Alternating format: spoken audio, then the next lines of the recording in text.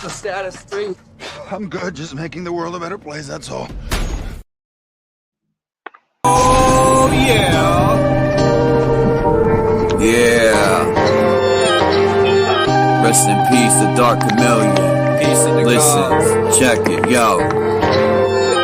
It was a cold April morning under the constellation Aries. The moon was 85% under the luminaries. From the celestial waters to the womb my soul was carried. Then my mother gave birth to a warrior and visionary. But when I speak this truth, I feel like nobody hears me.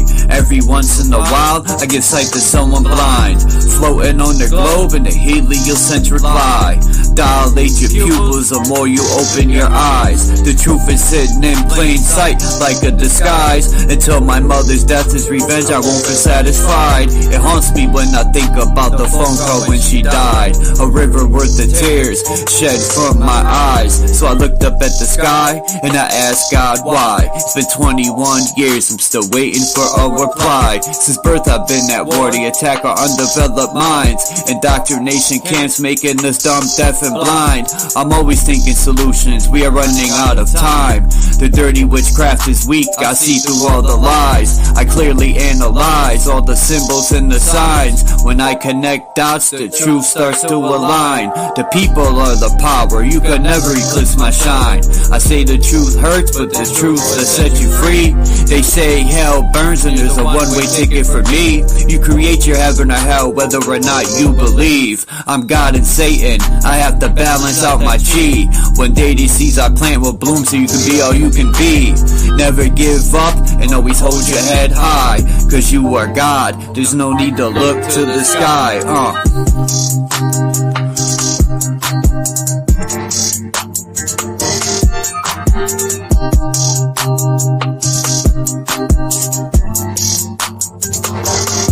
Oh yeah. Oh yeah.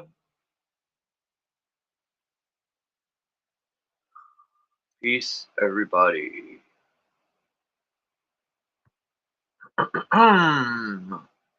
So, pretty much got, after spending numerous hours and saying my verse over and over and over, any little mistake I erase it because I'm that much of a critic to myself. And I still am not done. I just put a sample of what it's going to sound like. And I'm just, figuring everything out. And there's one part that I'm really going to take out. I'm going to just let people hear. I don't know what I'm going to do with this, but I'm also building onto it. I play. Now, this isn't a set. It's not finalized for the most part. I just want opinions. So I know there's one person in here, but then I guess I'll get one opinion.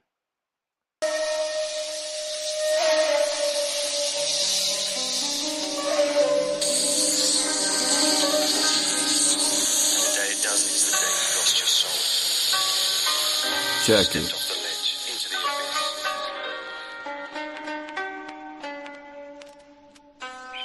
Supercalifragilisticexpialidocious.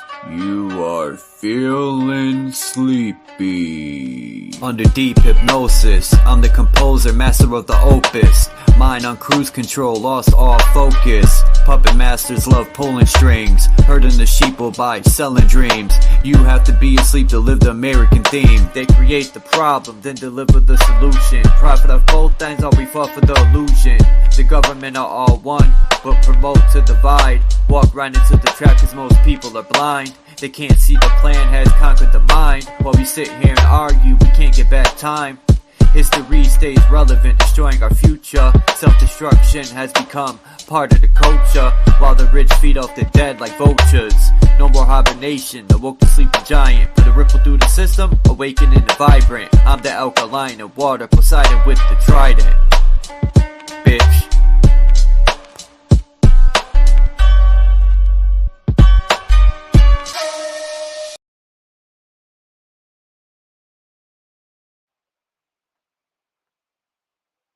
And it's gonna go into. I might use it as like an intro, or I'm branching off and adding on to it. I don't know what I'm gonna do, but I definitely might take that part out where I said, "You feeling sleepy?" I don't know.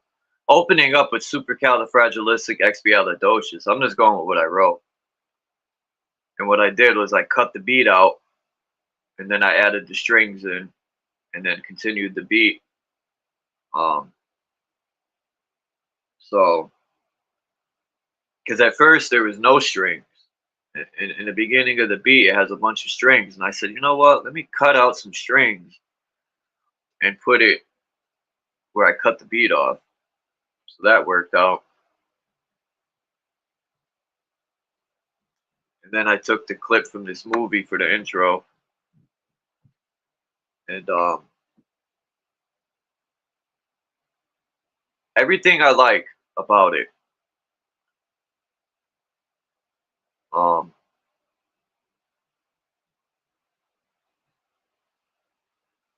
think I gotta find, because the theme was gonna be Twilight Zone theme.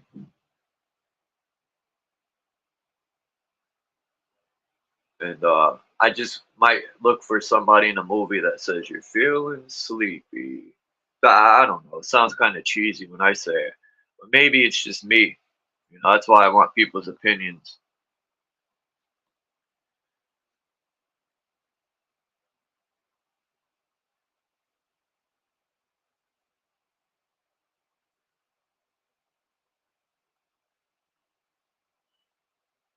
Everything I'm doing, everything except for the beat. I didn't create the beat, but I cut it up. What do you mean I should put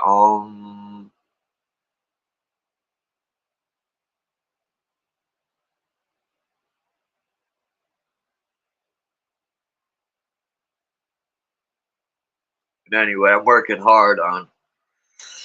I got a bunch of beats picked out. I got to send a few of them out to a few people. I'm gonna be doing a track with Frenchie Kush. I got Sir Drop. I'm gonna see about London, man.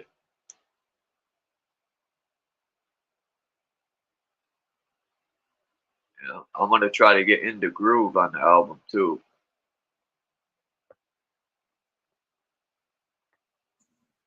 What's up, man? What's up? Just chilling, man. Doing some research. On what? A lot of different stuff, man. Just a lot of different things. Been checking into this dude from I think it's 1908. He did an expedition, or maybe it's 18 something actually. He did an expedition over in the Arizona Canyon, and he found some hieroglyphics and shit. Then he reported to the Smithsonian, and Oh they boy. yeah, and they did everything they could to destroy his career. So yep, they even found a tomb. I think personally there was something like some sort of civilization that lived in the Grand Canyon. That's my opinion.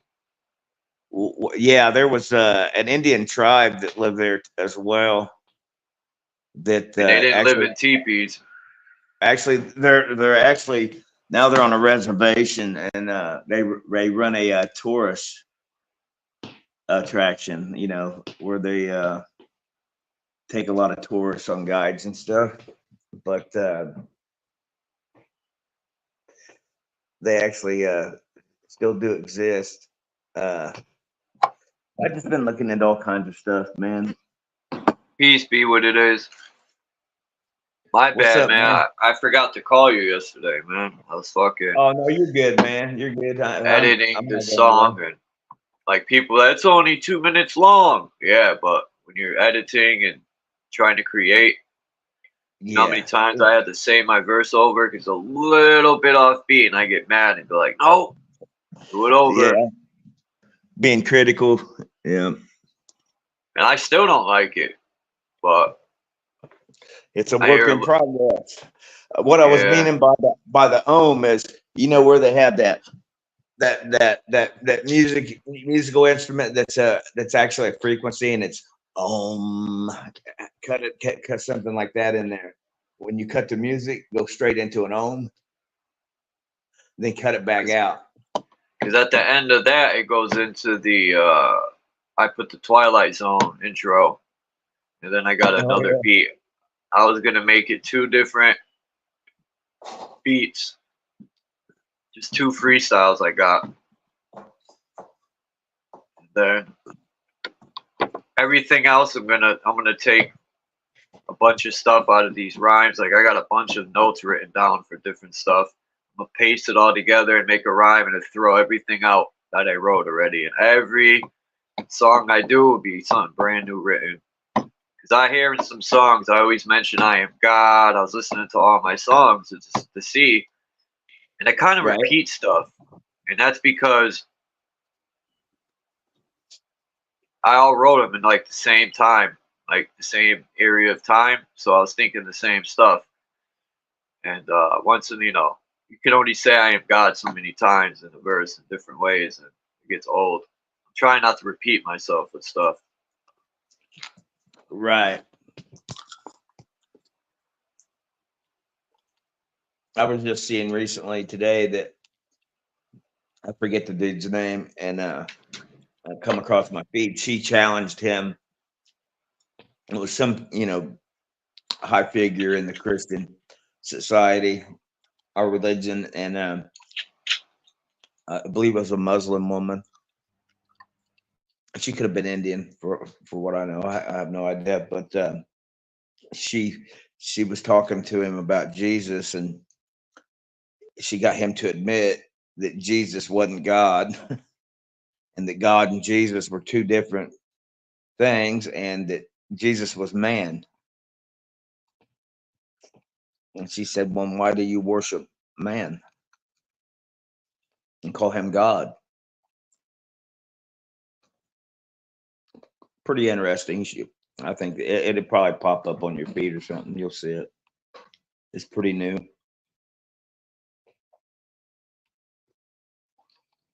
So what's going on today, man, other than working on your music?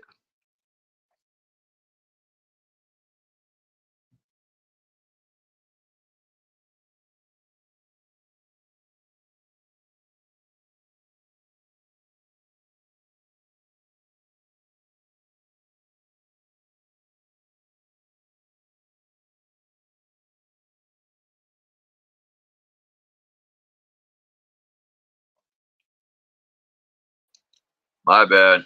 A phone call came in. Oh, And I answered the phone call when I'm on here, and you could hear in the background. Really? Yeah, and I don't know if my, you know, people on the phone can hear that, so I have to exit out. Because I put it to where on my settings, I made it so 2 apps can run at the same time. You know, usually in the settings, they'll turn that off. So, you know, I did that because the way I rigged it up, I used to play a beat and then use the record. But now that I got this BandLab app, I don't need none of that crap. Thanks to SurDrop.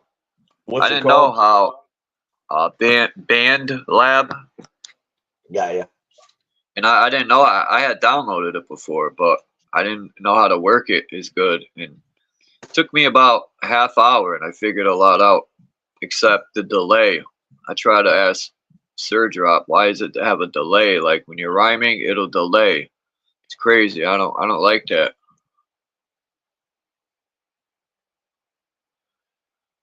It'll be like, yo, yo, yo, yo. It's ridiculous. Now, I was looking a lot into the moon and what Monday Man was talking about, and I found I was like, let me find a bunch of old 1800 maps of the moon, and shit, they got more graphic maps of the moon back in the 1800s than they do with the bullshit now. you know, maybe all the shit they put out is bullshit, you know? Maybe it's all cocky pock to keep us guessing and running in circles. Like, all this I think philosophy and stuff, man, it's like, you know, I like reading it and stuff, and I learn stuff from it, but, you know, there's I just so took a many picture. people. There's so I many took a people that I just want to say there's so many people that talk shit because people are Masons and this and that. I've learned a lot from these Masons, like manly yeah, they're people not and all that. stupid. I took a picture yesterday and I inverted it, and then I zoomed in on it, and I seen what looks to be a dragon, a great big dragon. It's what we would think is a dragon anyway, you know what I mean?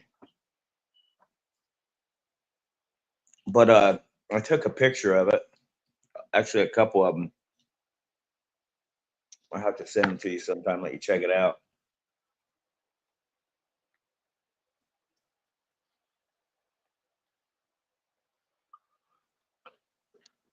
Yeah, when I get off of here, yeah, Sunday, I'm gonna start putting together a verse for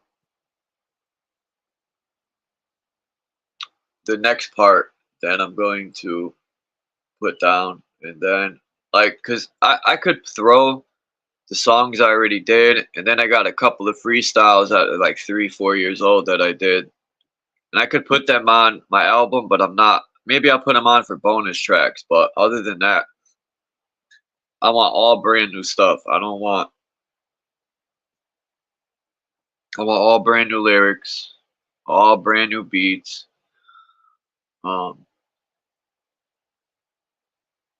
I just suck at writing choruses or hooks.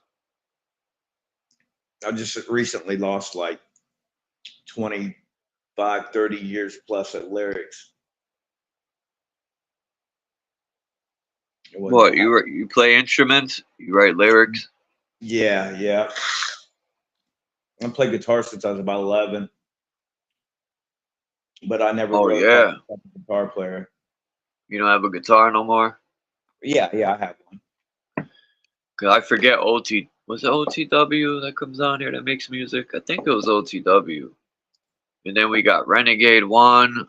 There's a lot of good people in the community. In the Groove. It's just Michigander. Michigander. Oh yeah, he plays a guitar. Yep. You know, for you guys to play like a guitar riff or a part and then put a beat with it, that would be dope. But you know, it's figuring out how to do it. You guys would have to have something to record it on and send the file. And then Right. 'cause I have to learn how to make beats on there. I wonder if Third Drop makes his own beats. I'm gonna have to ask him, call him up. Because there's tons of like beats that Right. are on YouTube that are free. But the problem is, if you use them and you start banking money, they want a piece, and rightfully so. Fine, but and they are some fire beats. But I want everything I want on my own. I want to create it all. I don't, you know. As far as featuring people, obviously I wouldn't create it all because I want some people to use instruments and build a beat around it. But I want to be able to piece it all together, and you know, then you gotta like higher some things in the volume, lower some things, go into it and mess with, you know, noise reduction and all. It just takes time. And then Yeah. people like when for Wu-Tang, when people ask, you get so excited back in the day, I would skip school to go to Strawberries, a music store that used to exist. I don't know if you ever heard of Strawberries. And I would skip school to go buy the Wu-Tang album. And the reason why is because their lyrics, man, they would take a year to drop an album. Not like these rappers today where they'll just say anything that comes to their mind and drop mixtape after mixtape after mixtape, and it's like, I get it, but you know, a work of art, a masterpiece takes time. You know, anyone could just sit there and say anything and rhyme and throw it out. I'm trying to like. I think it took paint. Tool like 15 years to come out with a new album one time. That's probably because of money and you know, labels and all that. Peace, Marcel. What's up, Marcel? A lot of them groups get wrapped up in fucking, they sign them contracts and then the label owns your name. So if you put anything out with your name, you're done. That name, they get, you know, what I would do to be a dick is I would change my name, right? Fuck them. Now you don't get nothing. That's what Prince did. Yup. That's what people were saying with the group with not C Murder, Pimp C. He fucking started doing solo stuff because the group with him and Bun B, what was their group? Bun B and Pimp C. It was anyway, the name was owned by a label. So to not pay them, he just didn't make shit and that use that UGK. They didn't use you, or I forgot how it went, but either way, they made it so they wouldn't use the name that the record company owned. Why not? Fuck it. The record companies rip people off, man. It's a fucking joke.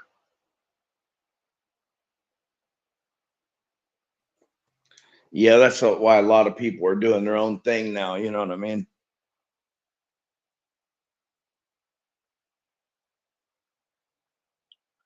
Like now it seems these people create a rapper. They'll have somebody write for them. They'll give them a style of clothing.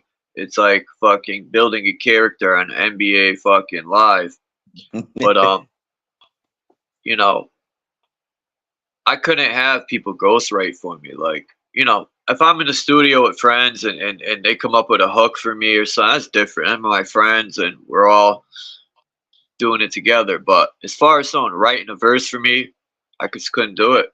You know, I don't think I'm like, no, I am the best rapper. I'm not not a rapper. I'm the best MC. A rapper is when, like, to me, a rapper is someone who just raps. You know, they'll rap about someone else's life.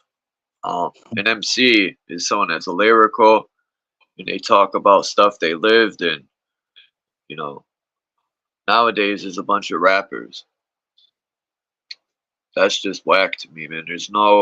You had to actually be nice when I was growing up to be anywhere in the business. You had to actually have skills. Nowadays, you could just fart and make $1 million. If they can market it, man, they're gonna make money. Yep. And a lot of these songs nowadays, they're not even lyrical. It's what's the most catchy, you know? What the weak, not the weak-minded, but the slow-minded can catch onto. It seems everything is like the beats. I mean, the songs are only like 2 minutes now compared to 4 to 6 minutes growing up. They used to be like a rock and roll song would be like 6.5 minutes. Look at what was that Leonard Skinner song and Queen? They were making them like 12 and 14 minutes long. Yeah, they would be rocking out.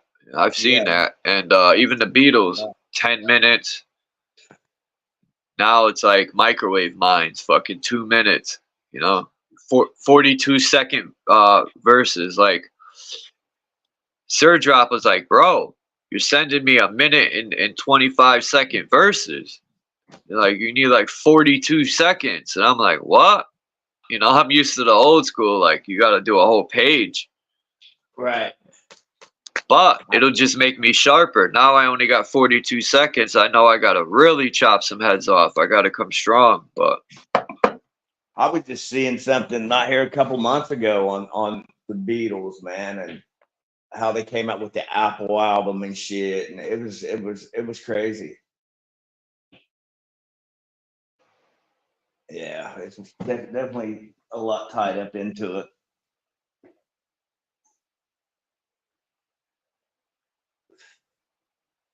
Yeah, I gotta get London, man.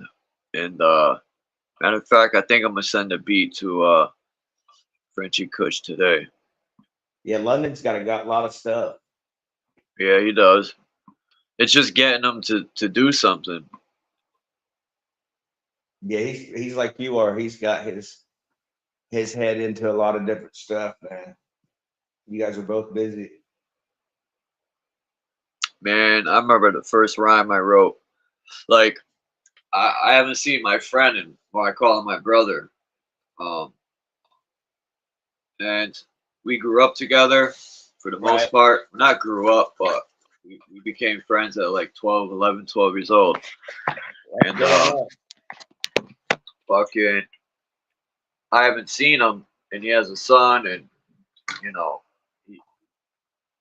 I was talking to him. He's like, "Bro, you don't remember that verse you got?"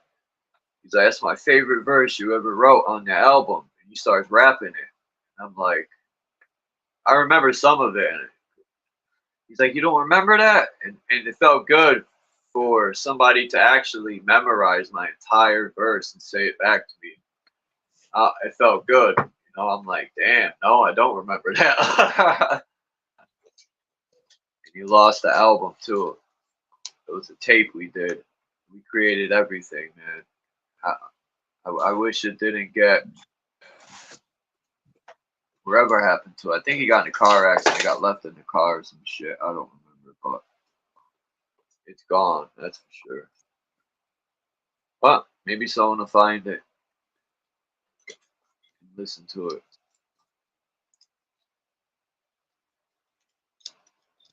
What's up, Marcel? What are you getting into?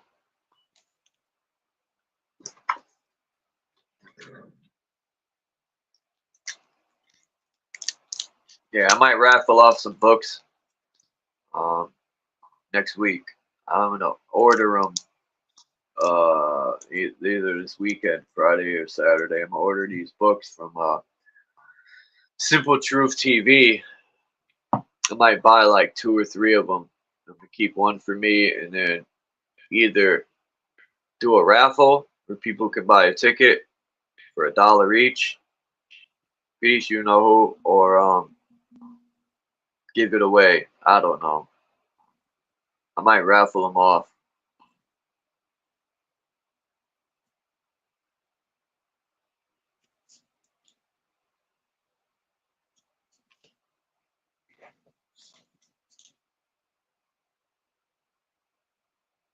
I don't really have.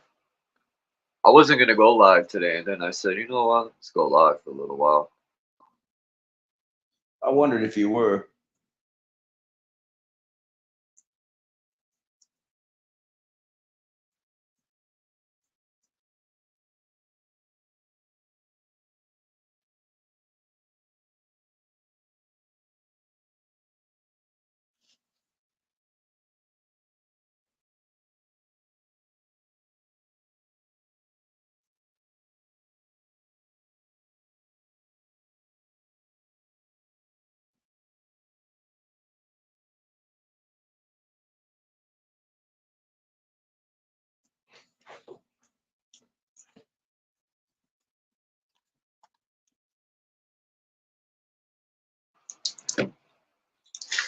Hey, you guys want to hear a little sneak peek of my thing I'm working on?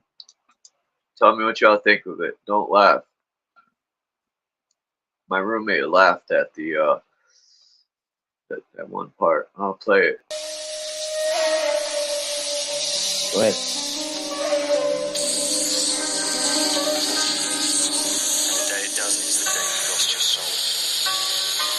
Check it.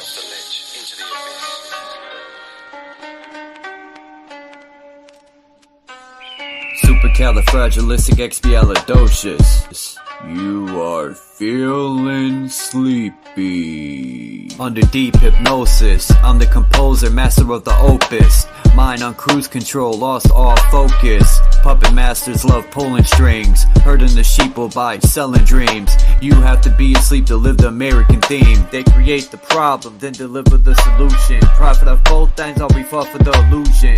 The government are all one, but promote to divide. Walk right into the trap cause most people are blind. They can't see the plan has conquered the mind. While we sit here and argue, we can't get back time. History stays relevant, destroying our future. Self-destruction has become part of the culture, while the rich feed off the dead like vultures. No more hibernation, awoke to sleep the giant. Put a ripple through the system, awakening the vibrant. I'm the alkaline of water, Poseidon with the trident. Bitch.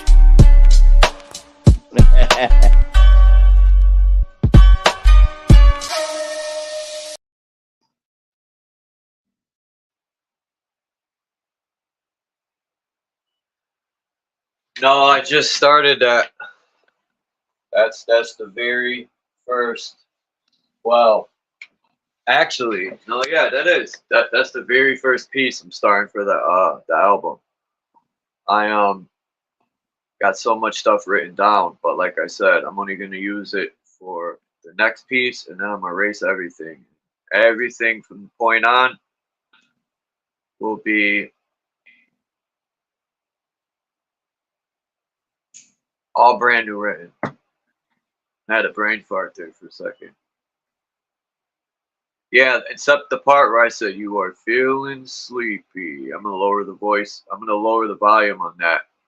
I wanted to get someone else saying that because I know there's tons of movies or hypnosis stuff in movies, and at the end of the beat, it goes right into the. As a matter of fact, I got a good idea for the end. I think I'm gonna put the TV static, like you change the channel. See if I can find some the old TVs where you go click click click when you change in the channel, and then go into the next song, which would be um, it ain't even a song. It was only 2 minutes long, that piece, but I'm gonna go into the Twilight Zone intro, and then I got a beat. I mean, this beat that I found, I'm gonna start writing to it when I get off this live. I mean, I have to come strong on that beat. And then I think I'm gonna have Frenchie Kush or Sir. I might send it to both of them and see who sounds better to it. And then I don't know. But yeah, that's just a sneak peek to me learning band lab and working on my album. So it's already in motion. That's about 7 hours worth of work right there. It's a lot. And listening to it over and over. One time I listened to it like 12 times in a row because I'm just like I said, I'm my own worst critic, man, and I have to convince myself it sounds good. I don't like nothing I do. I'm always like, nah, I could do better.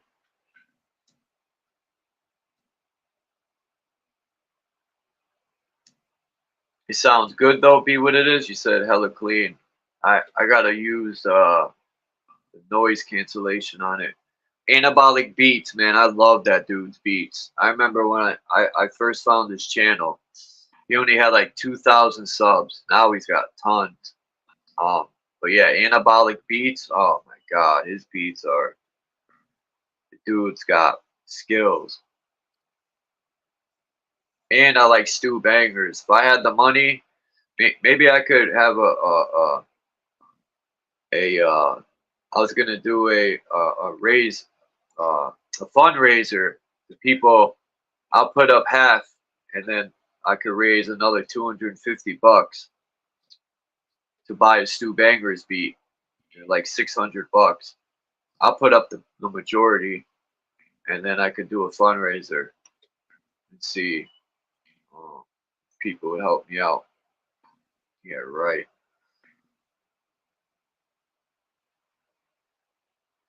I'm very negative, right?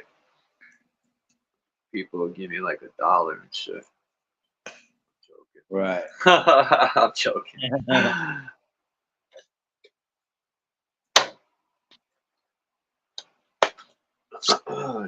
There's good people in this community, man. Like the other day, I asked for to help people help the broke ass Chuck Foundation, and AK Crawling said he had $20, I guess. He sent me half of it. I'm like, damn, bro, you don't have to do that. He's like, I'll make more. Like, he's like me. If I have it and someone needs it, I'll definitely help them. For sure. I love helping people. That's what it's about, man. Yeah. I just don't like when you help someone and they look at you as a meal ticket and they want to take advantage of you.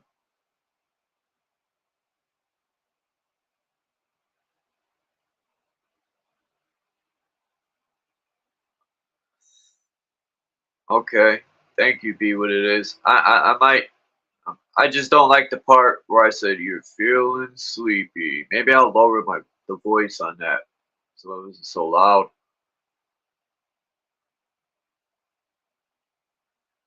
And then I'll put me like whispering in the background saying it.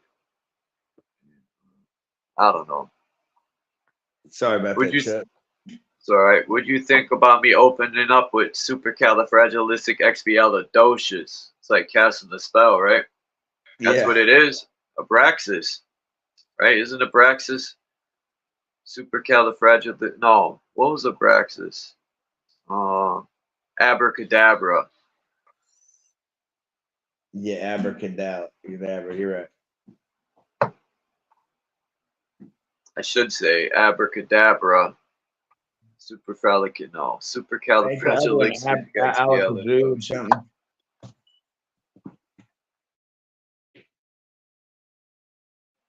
Yeah, I think it's like Alakazoo or some shit.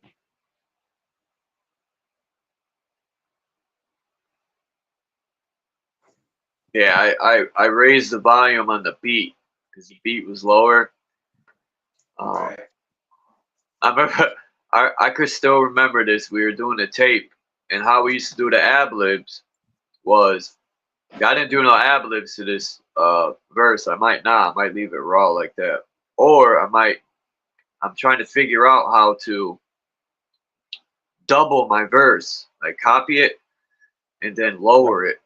And then have like, the double voice, but I can't figure out how to copy it. But I could still remember, man, when we would use tapes. Now we had a tape deck and then the PlayStation to make the beats, 2 microphones, and we would play the beat and record us rhyming. Then we would take that, play it, and then record and do the ad-libs. And I can still remember, because you can't control the volumes on stuff when you're doing it old school like that with tapes and shit. And I was flowing, and then you hear, ah! I did like a skidding sound I was talking about stealing a car. And all of a sudden you hear in the background, ah! It was all loud. And my friend left it, and I'm like, I laugh every time I would hear that part. Because it sounds so shitty. That's definitely doing it the old way, ain't it? Yep. I remember using reel to reel with the 8-track and the 4-track. That's what I wanted to do, B, with it, is slow it down. But I got to figure out how to do that. I've been looking, and I'll figure it out. As soon as I get off of here, I'm going right to the studio. And I'm going to at least finish. It's going to go into the Twilight Zone. I'm already telling too much. And then I got this next beat. And I have 2 actually really good beats. But this time when I write, I don't know if I want to, I have a certain way I want to rhyme to the beat. kind of hard to explain. Like rhyme with the word 3 times, and then I don't know how to explain it.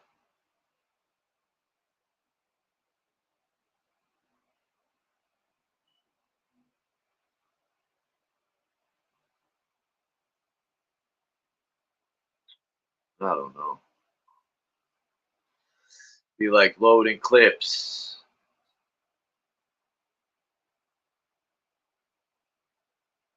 Oh, wait, loading clips, open fists. Anyway, like that matters. But I love making music. To me, What's it's the weather- like, What's your weather like there, dude? Peace Mark Basket. It's cold Yeah. and it's clear. And once again, I didn't put my fucking crystals out last night. Now the moon is about 85%, maybe 90. So it ain't even worth putting them out.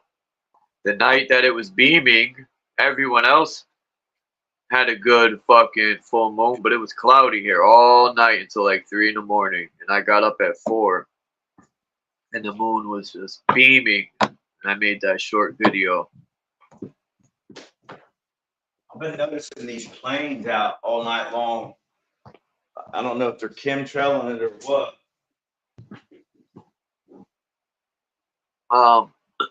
Yeah, building a rap style from the ground up.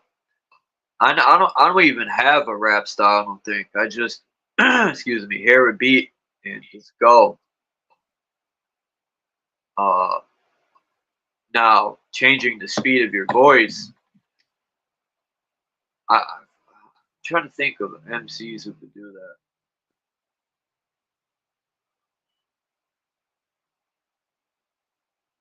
I like Tom McDonald. You know, I just think Tom McDonald is such a fucking good writer. Like, a lot of people don't give the man credit, but he writes his ass off, man. I love his lyrics. Tom McDonald is a fucking great artist. He that diss song he had, he was dissing somebody from some rap group. He tore him down. That's one of my favorite Tom McDonald songs when he first started. Peace, boy. But they haven't heard this white boy yet. I was rapping before fucking all these people, all these white rappers. I was rapping in 1992 when I first started rhyming. My boy James bought some Hanes from Ames. Now he's got doo-doo stains. I don't remember the rest. But that was one of my first rhymes ever. And I made it up in my head. That's fine. I only talk to God when I need a favor. Fuck that religion shit. It's like an anchor. It gets my mind sore, but without the canker.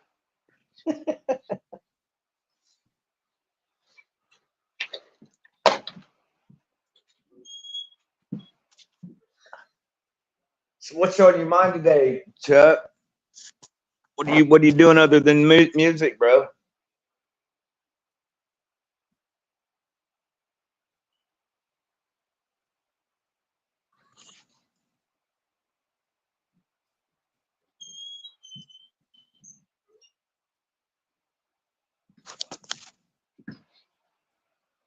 He's got crickets. Supercalifragilisticexpialidocious.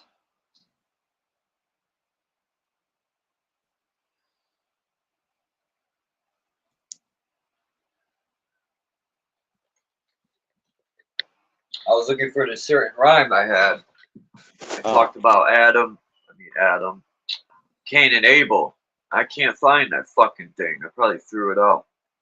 Mr. Super Sidewinder, peace. So I'm a peace, mind's eye, peace. I forgot the name of those books, man. Boy looks like that dude that used to be on the cover of them books. It would be like this Fabio. That's boy, man. In his younger days, Fabio. boy looked like Fabio. Yeah, With the hair. yeah. And he used to do just covers of books. He was a model. Yeah, I remember that Lazy Boy furniture. They had like recliners too. I remember I used to go to the mall, and they would have this chair you would sit in, and it would massage you. It would vibrate. And bro, let me tell you, those vibrations in the chair heal the back. Like, this was in like 98, 99.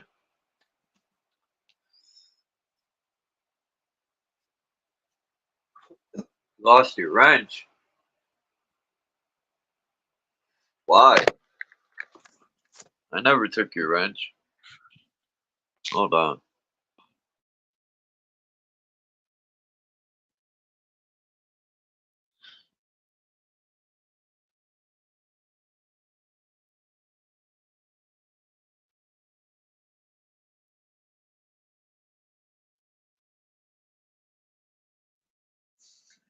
Chuck, I think I'm gonna jump off, bro. I gotta get some work done. And are you gonna be on tomorrow?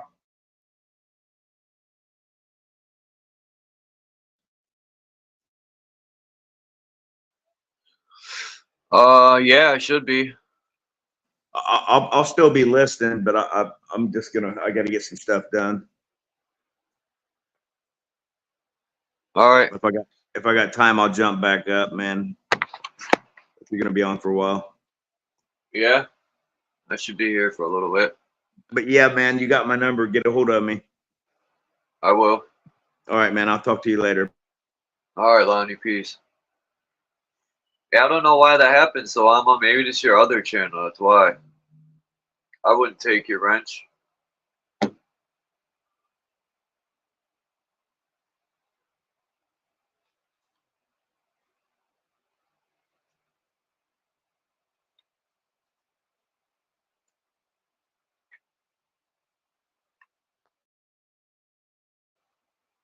Here, so I'm gonna listen to this. Tell me what you think. This is just a sneak peek. It's probably the only sneak peek I'll do, but I'm just learning how to use this stuff. Tell me what you think about this.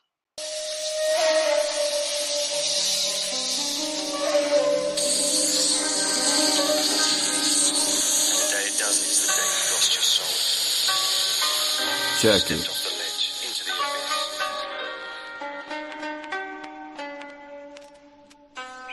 Supercalifragilisticexpialidocious. You are feeling sleepy. Under deep hypnosis, I'm the composer, master of the opus. Mind on cruise control, lost all focus. Puppet masters love pulling strings, herding the sheeple by selling dreams. You have to be asleep to live the American theme. They create the problem, then deliver the solution. Profit of both ends, all we fought for the illusion. The government are all one, but promote to divide. Walk right into the trap cause most people are blind. They can't see the plan has conquered the mind. While we sit here and argue, we can't get back time. History stays relevant, destroying our future. Self-destruction has become part of the culture, while the rich feed off the dead like vultures. No more hibernation, awoke to sleep the giant. Put a ripple through the system, awakening and vibrant. I'm the alkaline of water, Poseidon with the trident. Bitch.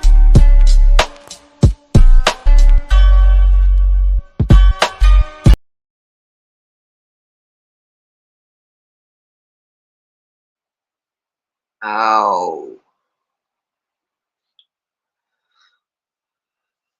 You could say so much in 1 minute. I'm the alkaline in the water, Poseidon with the trident.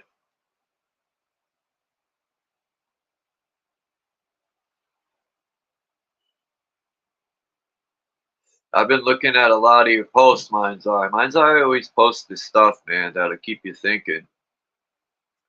Like, the post I did in the community with the elevators, I started to think, and I was like, man, there's so many, like, in movies and music videos, they use these damn elevators.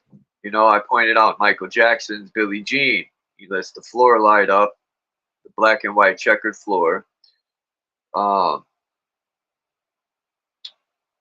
This shit matters. Like when you do in the bowl and the splatters.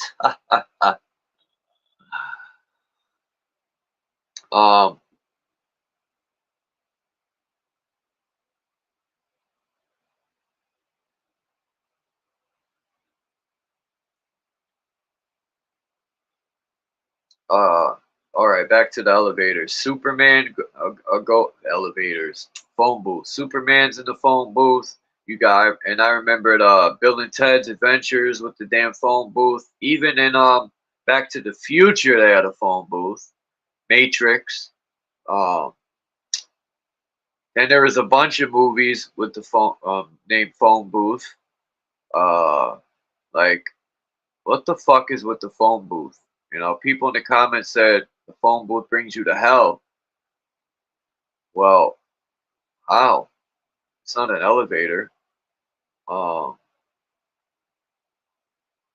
would like for that person to speak on that more. I forgot who put the comment, but it seems time travel is used, or I thought the Matrix did a dope version. It also reminds me, like Bro Sanchez mentioned a few things about an elevator. Elevator. I keep saying elevator. Telephone booth.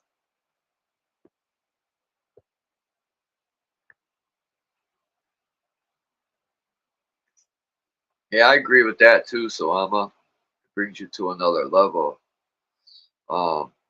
Like beam me up, Scotty. What's up, Charles? What's happening, Good, bro? Mind's chilling. Just working on Man, you my know what to album. say.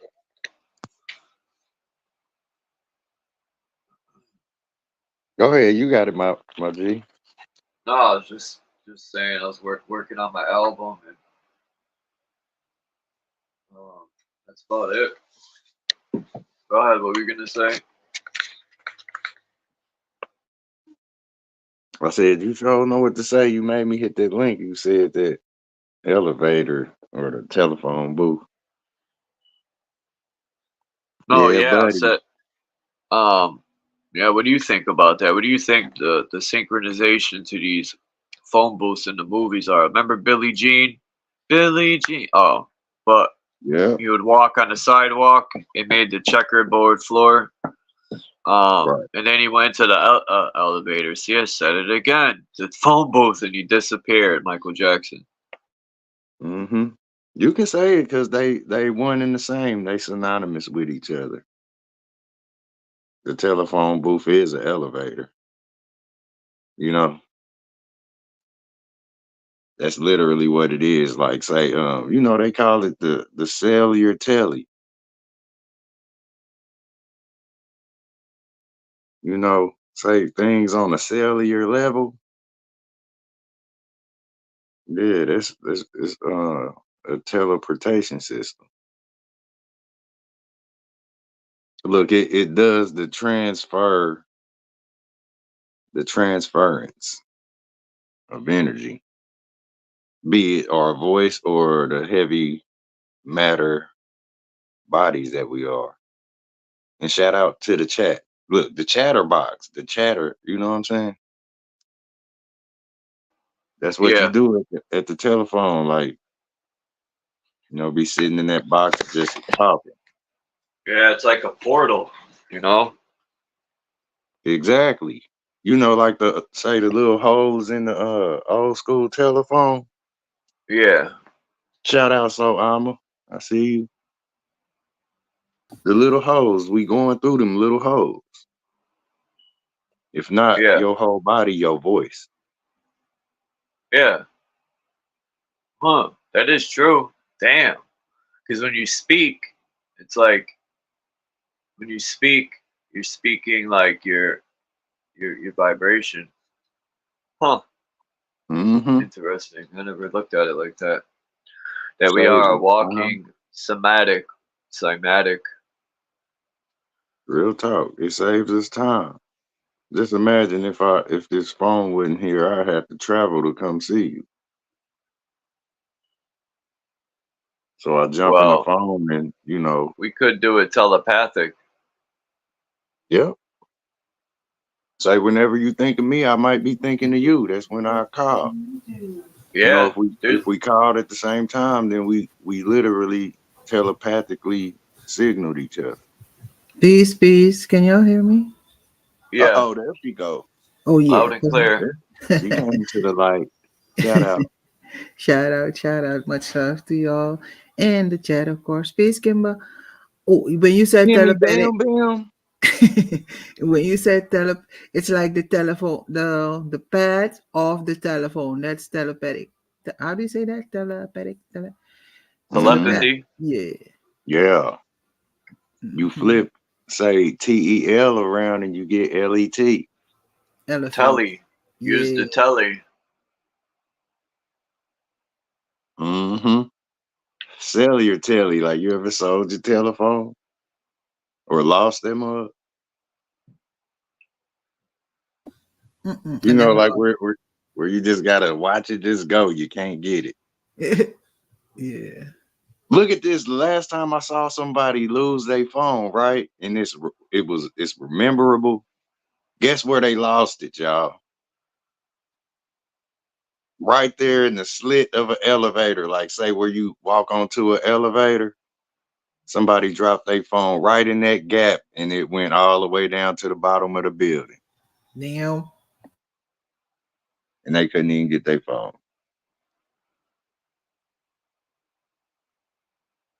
Literally, it sold out. It, you know, to Huh. sell your telly. That's what it is, man. Look, imagine now we got the whole phone booth. Y'all, we got the whole phone booth in our back pocket. Huh. So now, instead of you traveling through the phone, the whole world coming at you at the speed of light. And it's in your back fucking pocket or it's ringing. Like it's, you know, I be having to turn off notification because my phone is always saying, hey man, check this out. You know, they don't even let me go and say window shop no more. The damn store coming to me. That's crazy. Yeah, I think this internet is gonna take control of a lot, man. Like Nike don't even sell sneakers in the store, where you have to order them now.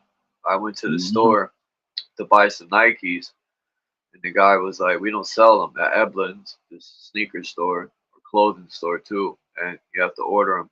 And I don't like ordering shit offline because in my building there's a lot of swizzle heads or drug addicts, and they'll steal your shit. Number one, even though you could put tracking, and two, Quick. you don't know what you're buying. You know, they could put bootleg shoes in there for all you know. Like I don't care if it's Foot Locker or not. Mm-hmm. That's The where you internet, get. Hey, that's where yeah, you get. You know, that's where we run into things like copyright. Hmm. I'm surprised you're wearing um Nikes. I thought you was against the government. Mm-mm. Shit, Or you gotta put some shoes on. Shit. If you ain't making them, then you taking them mm, yeah. with money in your Chinese hand. people don't wear them. They make them, but they don't wear them damn. for the Mm-hmm. most Look, part. look. Really, the people that wear them is where the shoe is at, where the shoe exists, and you know, sit on the shelf. You know where is where. So that's it. The shipment where people could, you know, they could take this and that, and they can make a look the bootleg version. You be like, damn. You be to order some shoes. They come in a box, be made of paper. They Huh. look good, Hmm. but you know that's where your copyrights come in because it'll be so many different versions of a source idea. True. I'm not gonna lie. I have a pair of Nikes, but it was given to me. I didn't go out and buy it myself because I'll be Yeah. there. I bought a pair of Nikes.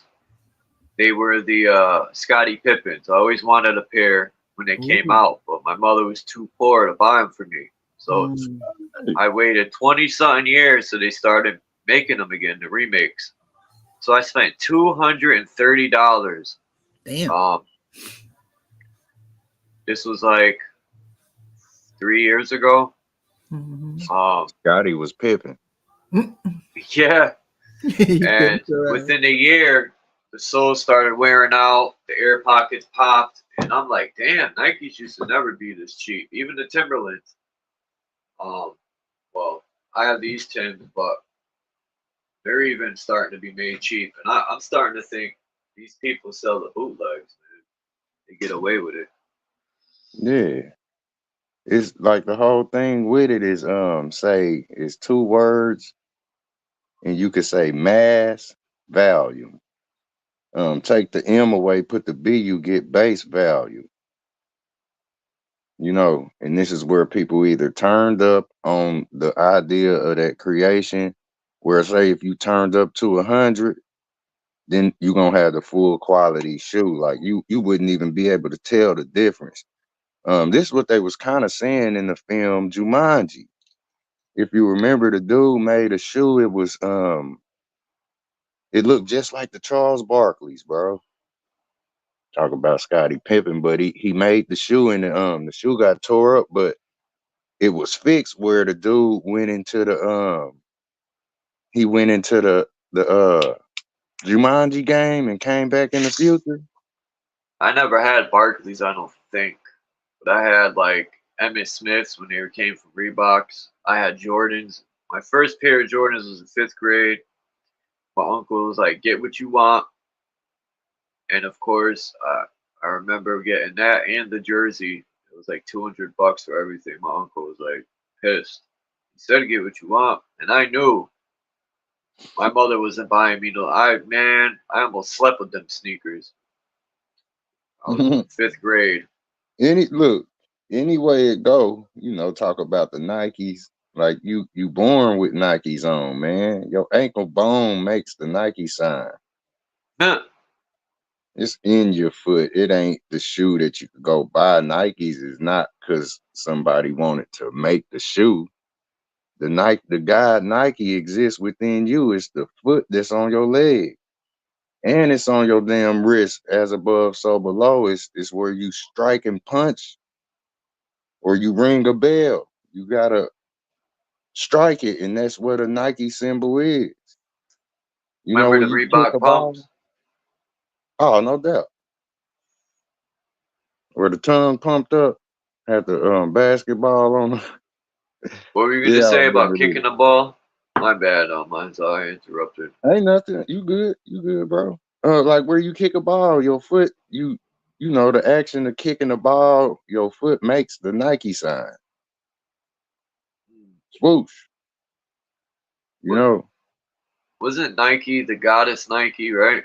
She was a goddess Yeah. with wings on her Exactly. feet, just like Cupid and uh the messenger there, Mm-hmm. Mercury and Yep, Mercury. what's the other one? It's Mercury.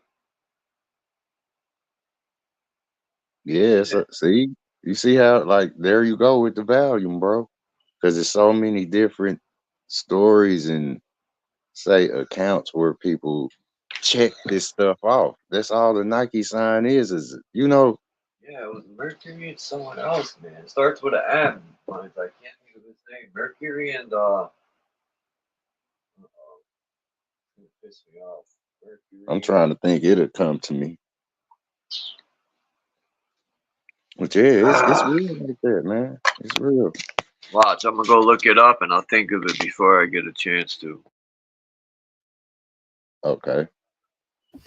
Yeah, you know where they say it's chestnut checkers? Yeah. Chubby checker. Both. Huh? Chubby checker. Yeah, man. Both of them are the one and the same. Chess is checkers. Should I change my name to Suriyama? What y'all think? Uh-oh. Yeah, if you want. Like I like them both. Fury. Hermes. Damn, that's who it is. Hermes. Okay. Hermes and Mercury are the Mm. messengers, and Nike, and Jesus. Jesus is Mm. Hermes, and these are all the messengers of the Mm. gods. Even though they were gods themselves. Yep. You Messiah. heard me? Yep. How Hear dare you? me? That's blasphemous, Chuck. You're not a god. You're a dirtbag. There we go. That's that judgment. Yeah. Won't it play back? It'll play back. Because what they say is so carnal, and it's like judgment is, you know, it's literally player hating. It's hating. I'll be right back. All right. You gotta say I'll be back. Get to the chopper. Yeah, man. It is like that. It's like everything we doing, we all checking this stuff out. So yeah. You are the say to God without all of that extra. I don't know what else to say. What you the spirit? Yeah. You spirit? But you know how people say, because I don't know, I don't like to give myself a title, because I feel like if you do that, then you have to be that or act like that. You know what I mean? So I won't say I'm a goddess, because or a queen or empress, or I don't know. But some people just they feel like, because I feel the name has to be given to you, or the title, like a chief, or you know what I mean? Yep. Mm. Like say title is another way to say tight hold. It's a tight hold, it's a stranglehold on you, because you do, if you are labeled with that title or name, Mm. you either live up to it or you fall up under it. See? You know? So it is like a stranglehold where people, you gotta be what the title said you are, or whatever it is. You gotta be that. Like it, like say the movie theaters, it can't. We would call it false advertisement. Mm. The motherfucker said it was playing, say Terminator, and we went there and it was playing Beetlejuice. Mm. That's where things or confusion comes into play with people not knowing their title. Mm. Because it's like if you don't pick one, you are all of it. Everything that exists in the world, if you don't, say be specific. You don't be say specific about your title, then you blend in with everything else by default. Mm. Okay. What you think? Yeah. Right. Just okay. So if let's say I change my name to Suriyama, is that a title? Suriyama. Suriyama. Sounds like Suriname, right? So, Mm-hmm. hmm. I immediately thought of the Star series. Ooh. Hmm. Yeah, the name is just that. Like say where you get your name. It's kind of like one small sentence that's news to the world. Hmm. Your name being said,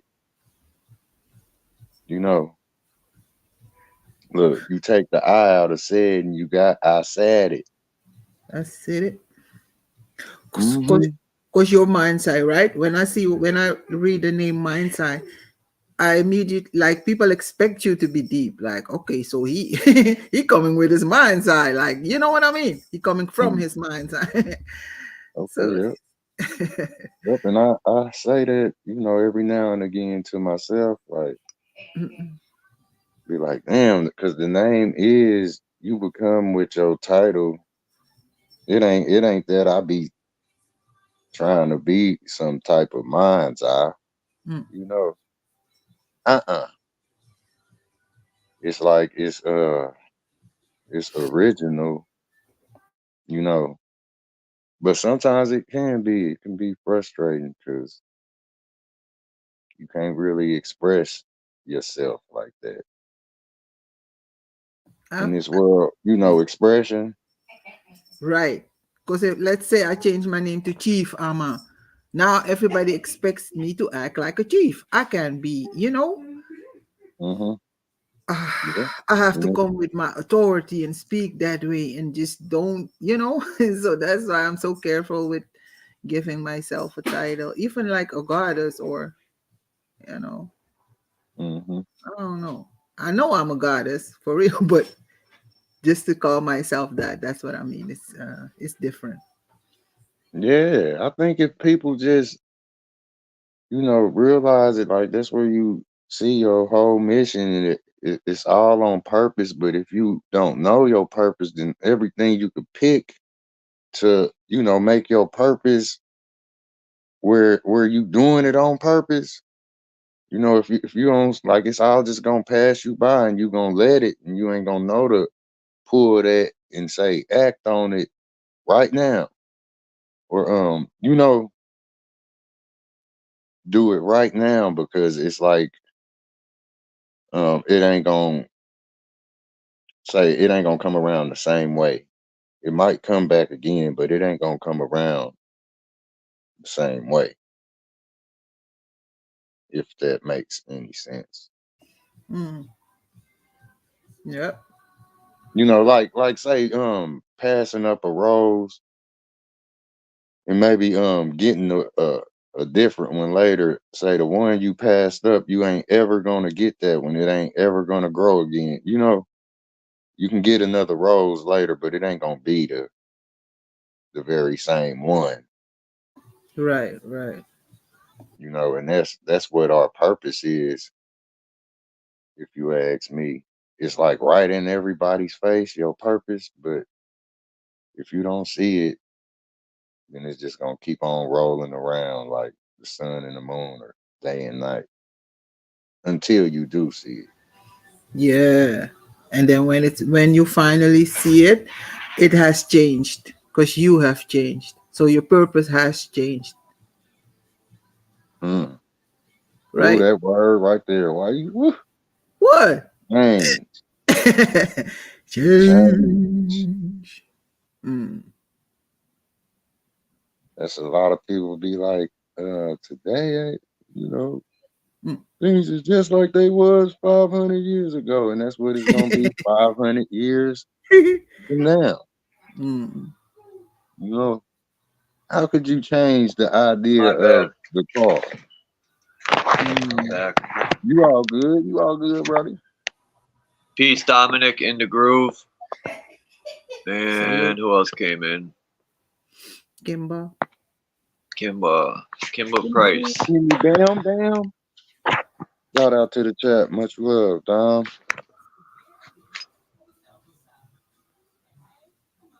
Mm.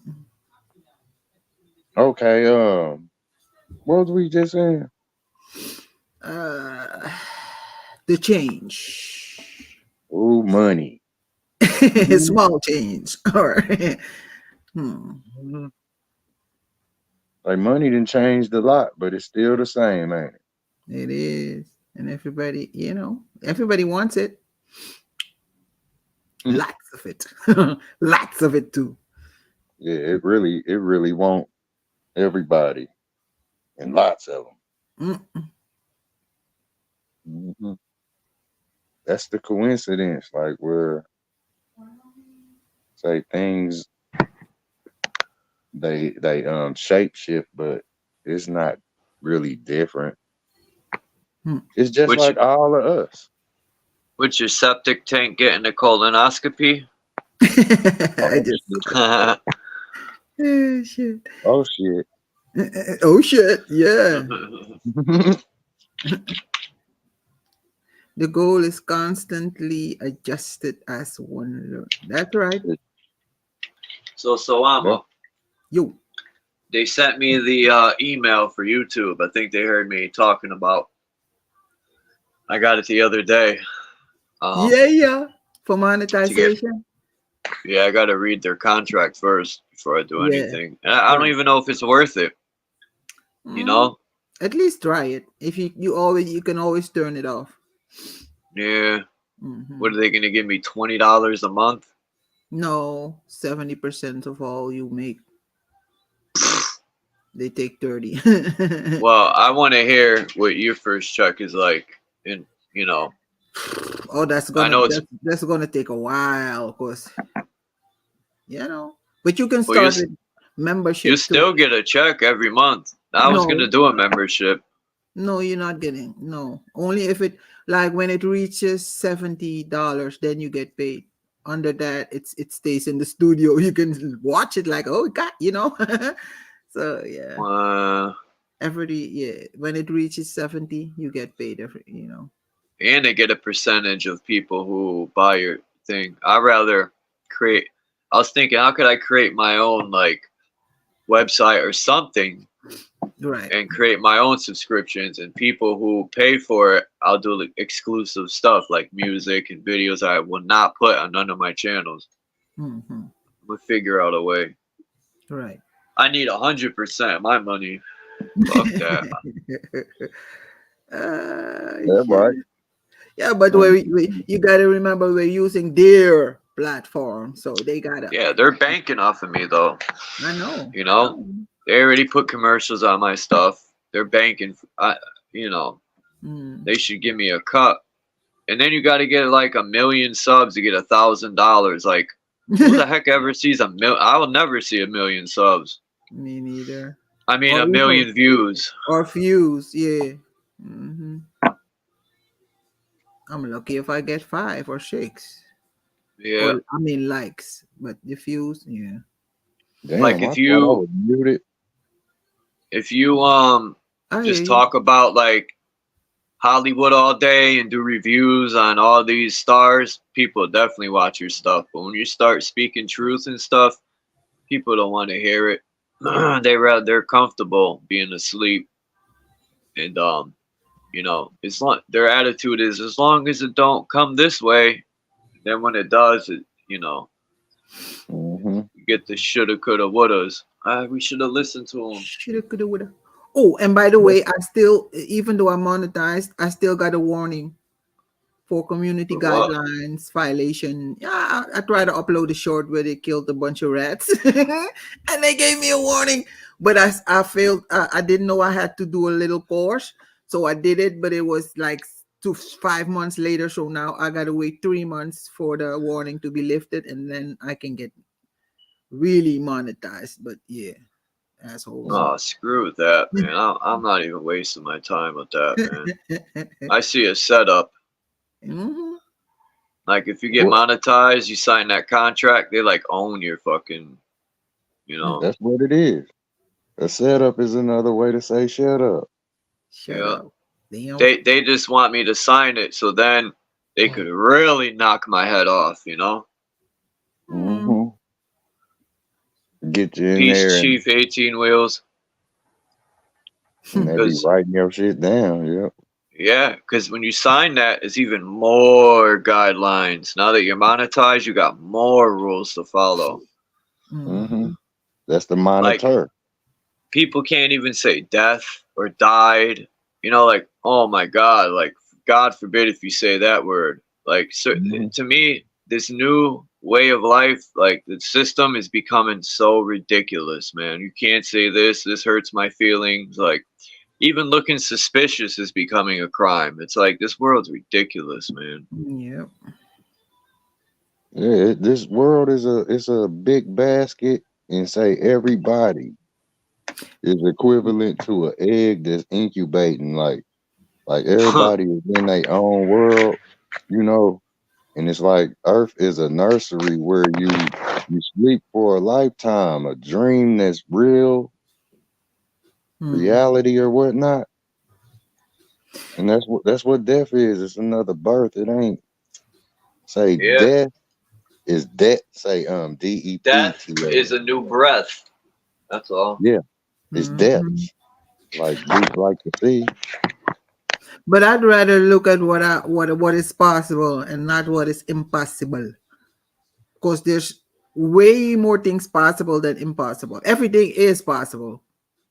Mm-hmm. So the way the fact that we are restricted, or I'd rather not look at that. I see what I can do. Instead of people trying to stop me, I see what I can do. Like, I won't let nothing. If you have a Mm-hmm. goal, or like you just said, purpose, then you're unstoppable. Mm-hmm. Don't let nothing Like, stand in your way of your dreams. yeah, everything I see, like that's equivalent to skating Mm. Right. Skating on a is sea of ice. yeah, you might slip and fall, but you get up. But it's the way you get up and the way you keep going. You know what I mean? Instead of Yeah. focusing on, oh, I might fall. Nah. Mm-hmm. Mm-mm. See, look, even the sun is in the sunken place. It Ooh. ain't really a bad thing unless you say you put that label on it. It all speaks for itself, because like sinking is just like it's like falling away. You know, remember The how we way talked I about that? see, you said I see, right? The Mm-hmm. way I see is cold hearted like an icy. Oh, Mm, my fault. mm. That's what's up, man. That's how it is, man. It's like that's where you slipping and you get to falling and all of that. Everything I can see, you can say you can go over that. You can do it. Kind of like a lightning bolt, s- say striking off of everything. Right. People who learned how to skate on ice, I'm sure, like, and when they're good at it, the fact that they're good means that they didn't fear falling, So that's why they are Hmm. professional now. So if you let fear hold you from achieving your dreams, then you might as well lay down and die. Like, you know Hmm. what I mean? Yep. Or if you let what your eyes see, icy. Mm, If that say look fears you or freeze you, because ice freeze like say petrification. mm. You will be still. Like I don't Mm. know, like say I don't know. Like they said in one of them accounts, I can't remember exactly, but someone was told not to look back. Yeah, Lot and his wife. So Yeah, Well, that, I said, yeah. Oh, uh, yeah. you said look back. It made me think of the rear view mirror. And mm. I said, the windshield is larger than the mirror because what's ahead of you is more important. Wait, how did I say it? Oh, the windshield is larger than the rear view because what's ahead of you is more important than what already passed you. Mm. Mm, Mm. that's something too. They basically got the same shape, the windshield and your rear view. Right. They the same shape. And that's the thing with change. Like the car has always been the car. It's just a carriage, just a box with four wheels on it. Don't expect it to change. Like what you think that's supposed to change into, especially to the people that don't believe in things like spaceships and whatnot. Like what you want the car to change into, you know, it's a box with four wheels and that's what it's always gonna be.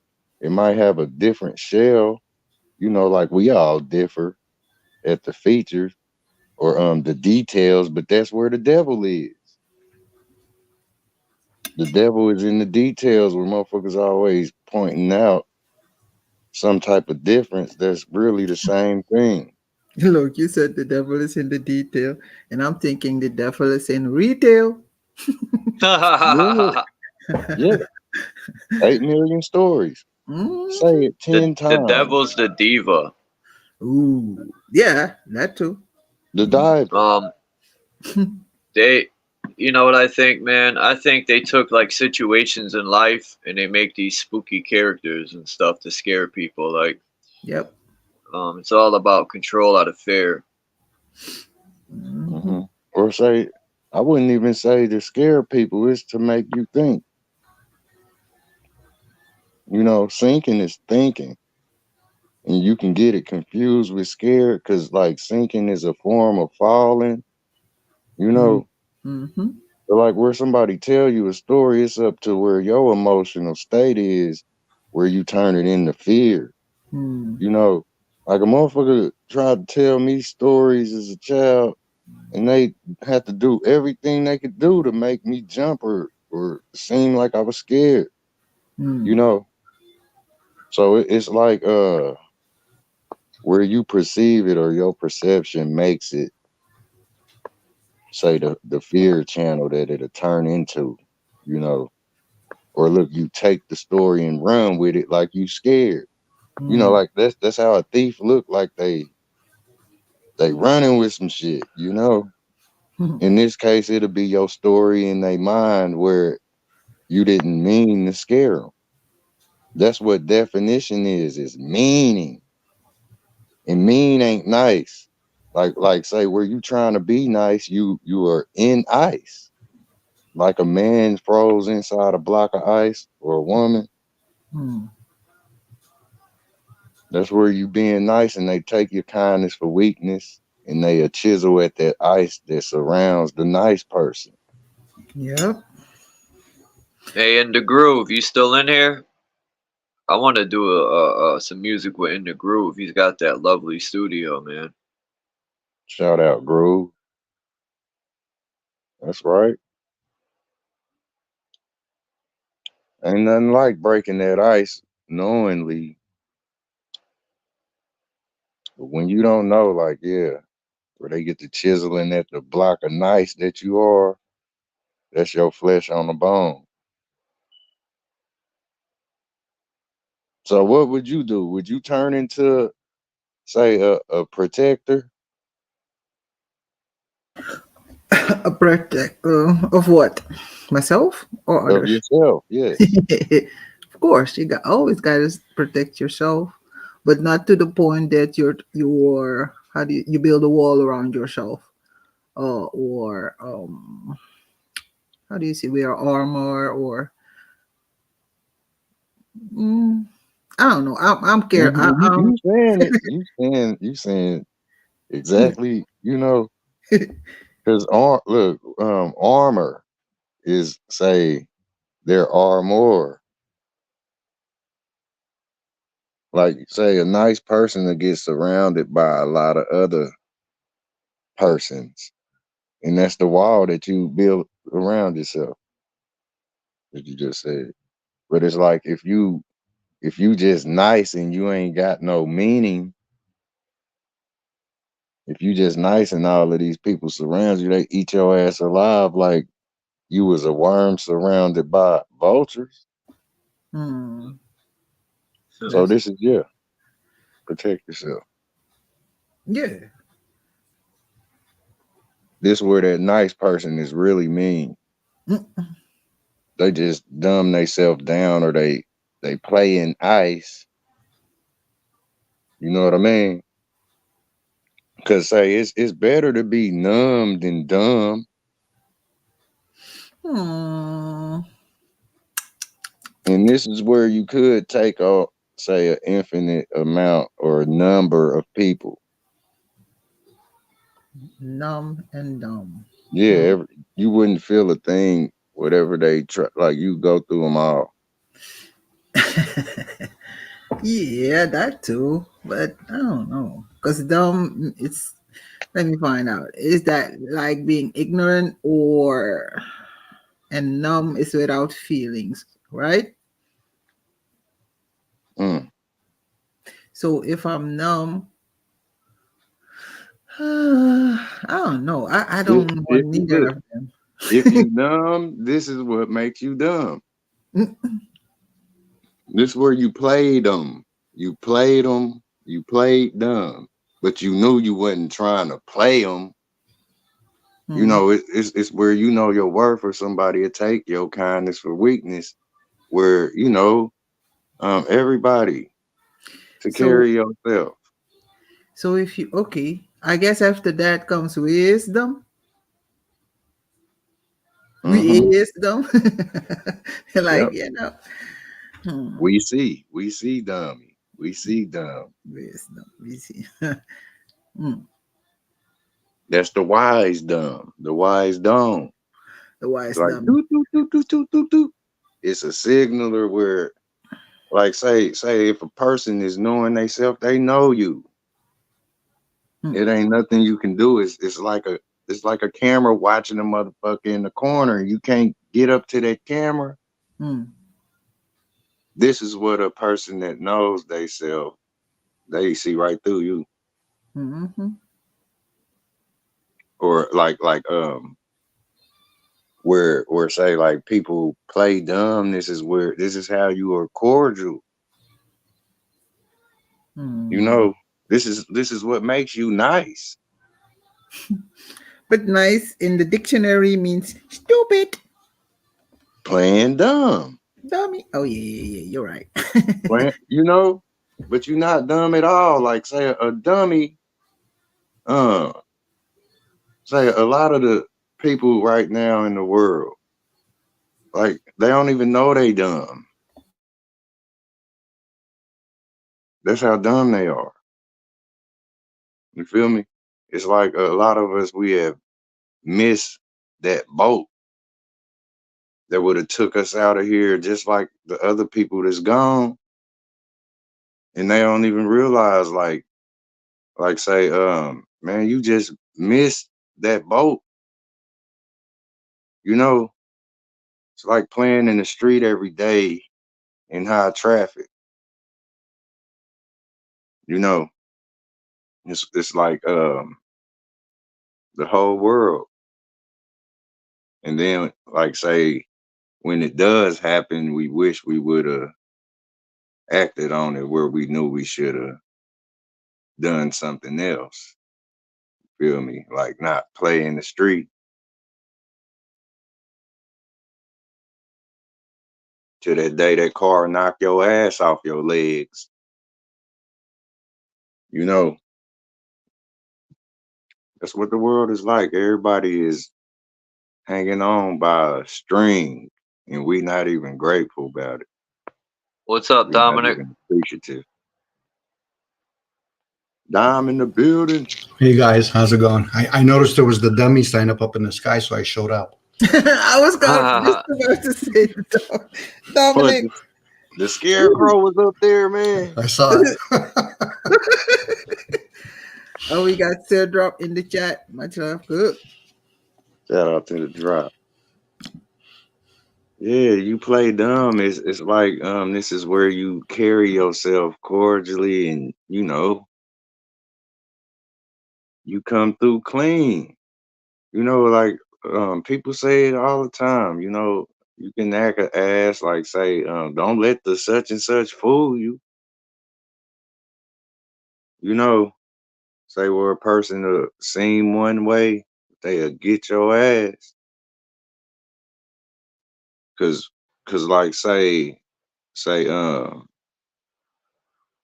where you know these things, that's where you end up in them. Wish somebody would, you know, you know them woods where you get in there and be like, I wish somebody would jump out the hole in I these thought you woods. were talking about a wood, like in California, they call the white boys woods. Do they? Yeah. No doubt, no doubt. That's what it's like, cause you know, like where you clean, and you know, it's like, man, you better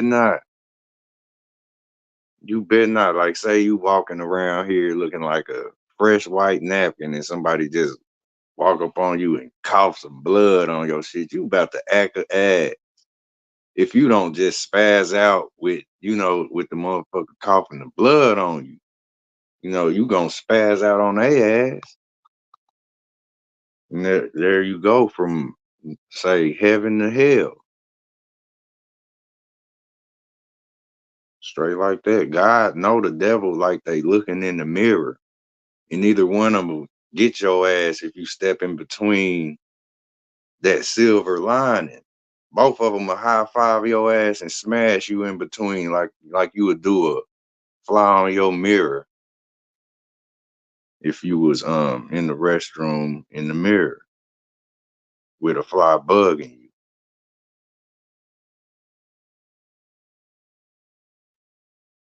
And I'm a pause right there. I really gotta jump down because I gotta run around. But y'all know it's all love. You started rhyming. I gotta jump down because you know I gotta run around. Like Bozo the Clown Oh, with a frown. Not at all though. I'm gonna be down in the chat though. Much love to everybody. peace, So man's eye. Carl, Dominic, Later, minds. Enjoy. greatness. I see y'all from the chat. Stay up. Peace. What you been up to, Dominic? Any new knowledge? Today was winter tire changing day in the cold weather. Yeah, it's cold here in Connecticut. Freezing. I'm not used to getting up, leaving. I had the winter hat, the ski mask, the gloves. It was freezing this morning.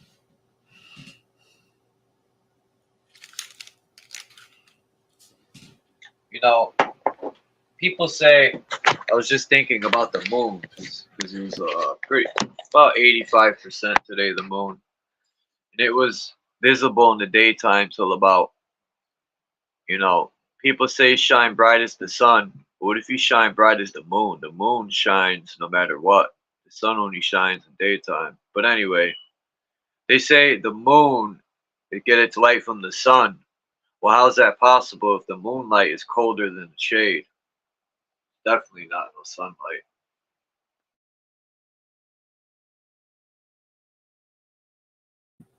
Unless what's called the light and what the sun are two different things. Think about how much that sun can actually technically only shine on. So what is the light? Like kind of think of the yin and yang sign. There's two little balls, one biblically story, I guess. One rules the day, one rules the night. So is the day, the light, something totally different than what the sun gives off. Yeah, the moon definitely gives off her own light. And the woman even shines in the day. The man can't outshine her. I think that's deep in a symbolic way.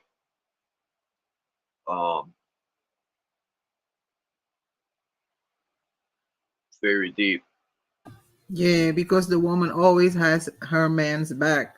So even when he like the son is the man, right? So even when he's sleeping, she's still up watching the children, watching him, making sure everything is okay, cooking, making sure he got something to eat in the morning. So she up all night. That's the moon. And even during the day she up too. So could that be the nurturing energy that we're talking about? Okay. Right. Yeah. Huh. Chaos? Marcel said, Oh, go ahead.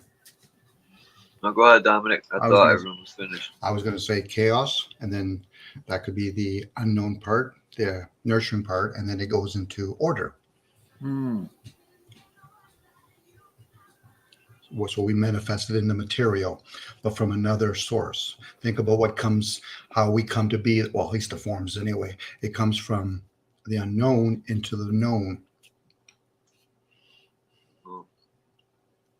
Marcel said, what is the moon? What is the moon is the realm. I think you said that wrong. What is the moon is the realm, and the sun is inside of the realm, right? I don't get that first part. What is the moon is the realm? Yeah, I don't get it either.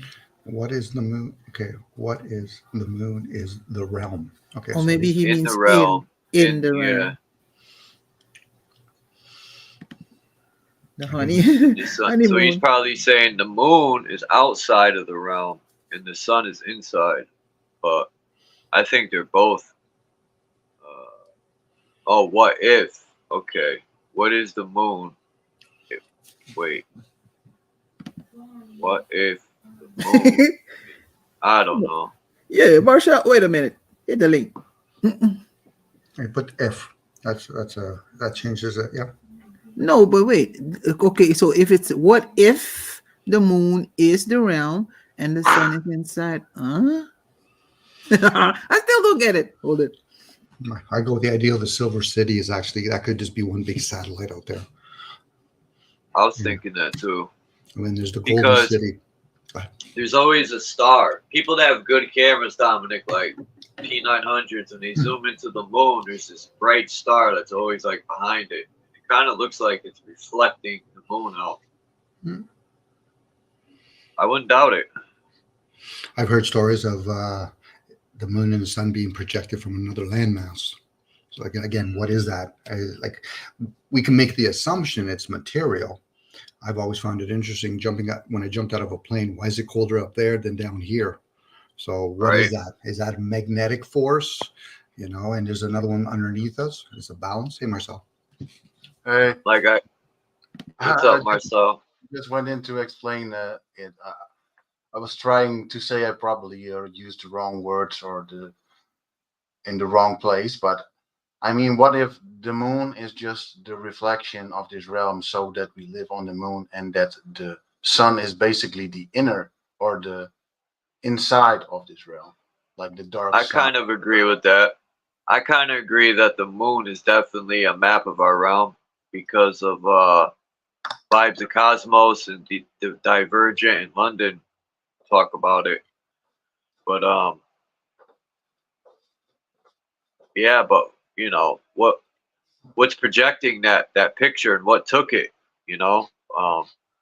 that's what we were talking about. I think I'm gonna find the pictures that shows that star, and it kind of looks like it's shooting light out of it to make the projection. But Yeah.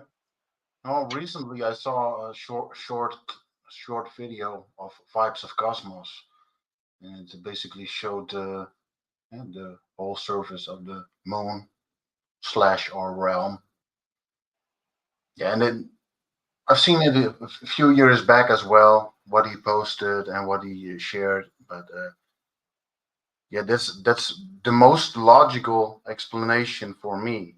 I don't know how you guys think about that, but no, I agree with that. When I first seen Vibes of Cosmos, I was mind blown, and because the moon has always been mysterious to me. And then I started to realize in my teenage years you could see through the fucking moon. And I'm like, how is that thing a dust rock floating? Nah, it's not adding up. And then I used to question the sun being 95 times the size of Earth. But why does it look that small, right? yeah. And it makes sense with all the seas and all that, why so many ships never came back, basically, because it's much larger than they say it is. Or shit, what was I gonna say? They say the moon makes the tides. And I don't agree with that. I think if people would read some of these expeditions they had to the North Pole, all the captains of the ships talk about like a drain system where water's going in and then it comes out. How does it work? I don't know. I've never been there, but I think it's the vortex at the center or the mountain. Electromagnetic energy is what controls the tides. Yeah, that's one, but it could also be something that this realm basically is alive, that we are living on a living breathing thing, It could be breathing. Because some places get a tide, and and some don't. And also, there's something else I was going to say. Oh, in the oceans and some of the old maps I have, they have like drains in the ocean, and one was up near Iceland. What do you call them things in the ocean that open up? Drains, not a typhoon, but vortexes, whatever. It's like a drain in the ocean. Yeah, I forgot what you call them. Underground seas or something. Cabbages. Cabbages. I'm gonna underground cabbages. should write down this so Friday when I could share my screen, I can show what I'm talking about. Because what they didn't just disappear these things; they were on the Mercator's map and on the what's this guy's name? I always forget. It was Mercator and the other guy.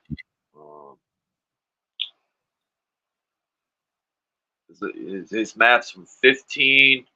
Thanks for coming up. So I'm a Peary, you mean? Peary? huh? Peary? Who? The Peary map? Peary Oh map? no, his name starts with a M. I'll think of it in a minute. Shit. It's like at the tip of my brain. The name. I'm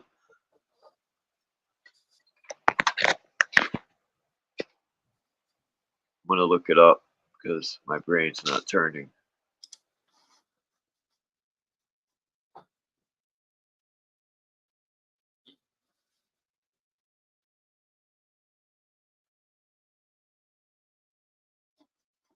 Yeah, but I think we can all agree on that much that we don't know a lot still. It's like the 80-20 principle that is being mentioned.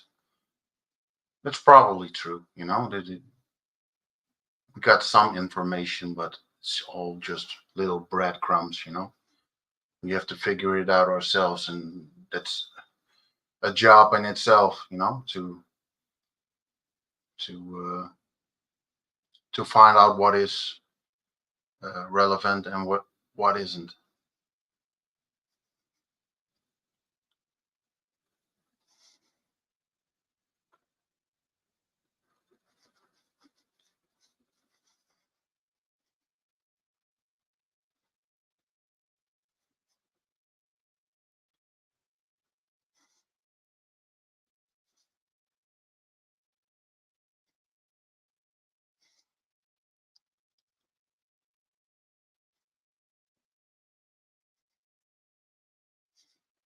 Yeah, those older maps basically show that the continents are not even close to what they really look like. Yeah, I think we can probably conclude that 80% is a lie, or at least partially.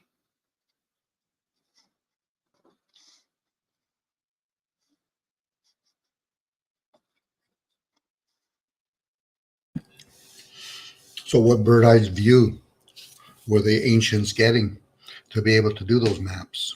Yeah, exactly. Yeah. Yeah.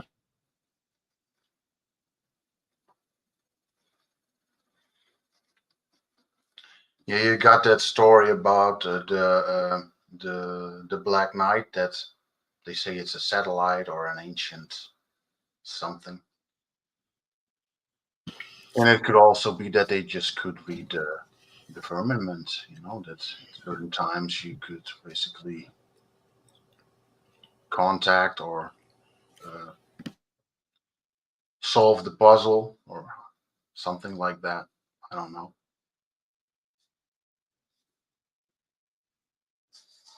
That's why we never see satellites, air balloons crossing the moon. Maybe they have to be in different locations. The moon could literally be a satellite, getting all the pictures from everywhere. Again, are we to assume that sailors were able to map their location, which I can go with that, but literally to have an upper view of all the landmass, regardless if they're been manipulated or not, who's giving that and from what source? So it opens up to the idea of those two objects in the sky. Can even bring in all those clouds too. You know, clouds come out of nowhere and then they show up and then the clouds disappear. Yeah, there are like two different things, you know, the thing of pipes of cosmos, that we basically live on the slash moon. But I've also seen a lot of things about that people, that the information that they're showing, that the moon is basically a space station. Let's call it a space station, you know. But who knows? We really don't know, really. You know, we're just assuming something. We can confirm it. Maybe we're asking the wrong questions. Maybe we're asking it from the premise of thinking there's an answer, where it's like, no, you ask a question so you can get to the next level of awareness. And then you can ask when you're ready. It's kind of like lightning. How does lightning come to be, let alone from the bottom or from the top? Are they being, I'll use the word like portal. Are they coming from an unknown dimension to a known dimension? I get it. Most of us are going to try to fit everything into the physical. Well, Dom, I can't prove it. I'm like, okay, so what happened if this has nothing to do with proving? Just being aware, observing it for what it is. Yeah, I think it's more like that. If I look to my day-to-day life, it's more about what we take in and see and experience than trying to figure out what is known or that is being shown to us, you know, on the internet or in books or whatever. My bad. David Rumsey. Took me forever to find the damn thing. David Rumsey. 15. David Ramsey, I think. 50 something. And it shows all types of stuff on that map. Creatures, Blemmies, Cyclops. I think we're all genetically those were the genetic mistakes when they were trying to create the perfect human. They took genes from themselves, whoever these more supreme, you know, people, you know, they probably were 100% of what we are, you know, that we're just like, who knows how they created us, but I know it wasn't from making a dirt sculpture and snapping it into existence like the Bible says. I think, you know, and they took a rib, it was definitely genetic. And all them blemmies and all them horse people and goat, like Divergent said something so sarcastic it had me dying. He said, they say there's monkey people, right? We evolved from monkeys. But then when you try to bring up that there was goat men and wolf men and all this stuff, it's a theory. It's fallacy. But when they say we come from monkeys, then it's a fact. But there was no wolf people or no, you know, you get what I'm saying? Like, and then those monkeys don't exist anymore. They no longer evolve into us. I've always said I want one of them for a pet. That would be the dopest pet, man. To watch my monkey turn into a conscious human being, man. That would be fucking dope. That would be the dopest pet in the world. Poor monkey. To be a conscious human. Poor creature. Should be the other way around. But maybe, again, we might be using the wrong words. Maybe it's not about we came from. Could be there was manipulation. You know, that's under the premise that we were the humans or vice versa. We came here and we started doing body snatching. We started manipulating. Hence why, you know, animals head on top of a human body and vice versa. We do it with food. We do it with nature. I can't see why the human species was not manipulated over and over again. Yeah, and maybe it's something like they say with the chakras, right? If you only activate the lower chakras, you basically, in this lifetime, let's say if you cannot activate all of the chakras, you basically move downwards instead of upwards, or maybe that has to do that you return as another species or form, and maybe that is the story with the giants or something, that we basically didn't use our powers for the good things and basically got smaller and smaller or something like that. Hmm.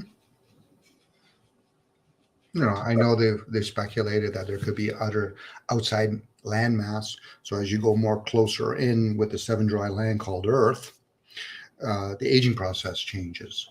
So the sun, this is why when you hear terms like nothing new under the sun, because there could be things beyond the sun. Yeah. So knowing as you get closer, like I said, the aging process has changed. Put aside time, because I think time has nothing to do with the known realm, but the aging process is there. This is why when people talk about other beings giving the human species Sanskrit, the language of Sanskrit, it heals the molecules so they can last longer inside the vessel. Because the mortal vessel, it's tagged. Regardless if a person dies unfortunately from a car accident or they live a long life and they might be able to reach a certain age, 120 or whatever. Yeah. But that's tagged. So whatever we are could be immortal. Maybe we live longer. Oh yeah, I do think that we are all immortal. It's just what is being programmed to us from a young age that we will die and all that. That what you believe you die, you probably will die. Maybe that's what biting the apple means. That's I always wondered what biting this apple. Maybe that's splicing the DNA and creating. These people. If there is this all creator, maybe they're trying to be like, or they are the creators. Oh, who the fuck knows? But I want to know. Well, I don't know where in a biblical story it actually ever said apple. I would lean towards fig tree, but I get it. It's just another terminology. But what is the tree of knowledge of good and evil? Opposed to the tree of wisdom and understanding. And there's a bright light in between. What is that bright light? That bright light actually might be here. Most people just assume it's the sun. So when people have near-death experience, they might be seeing what's called the light mind. Yeah. Good point. But again, one would have to do a lot of revolting from within with all the programs they have. The language itself is a program. Thinking is a program. Sense is a program. This is where the concept comes. Question all things. Thinking, feeling, not outside. It's not about questioning others. That's a fool's journey to question another human being, unless you're going to want to get to know their life experience. And even that, how does that serve to go to somebody else's kingdom? So, but once a person starts questioning their surroundings and say, okay, so my senses are very limited. How do I question them? By throwing them out there. Same with the written work. Who gave that to us? I get when people want to play with, they've changed scriptures in the Bible. Wasn't the language changed? Wasn't the whole written part changed, whether from a scroll form, written form? A lot of people don't actually go into that, deduction. You use critical thinking just to rip a fucking hole in it. And whatever you've thought of before, forget about what other people say, to rip a hole in it. A lot of people might not want to do that because the enchantment is pretty deep. Yeah, and I also think that we will never get all the answers. It's sometimes better to enjoy the moments. You could, and that's fine. Again, we say statements like that. It's an individual journey. If I figured it out, how would I share it? With language, spoken or written? It would be afterthoughts. And somebody would say, well, Dom, I can't see it through your view. I said, I'm going to try best I can to say it out loud, but it's an individual experience or observation. In one lifespan, it's very challenging to experience everything. A person could say to me, Dominic, I did parachute. And I said, but did you do it in every continent? No, so you did it in a moment, in one particular place. That moment could be extended a little bit. They didn't really parachute. They read about parachuting. Yeah. I was parachute. I read about it, but reading and doing is two different things. True. How many two people? Different experiences.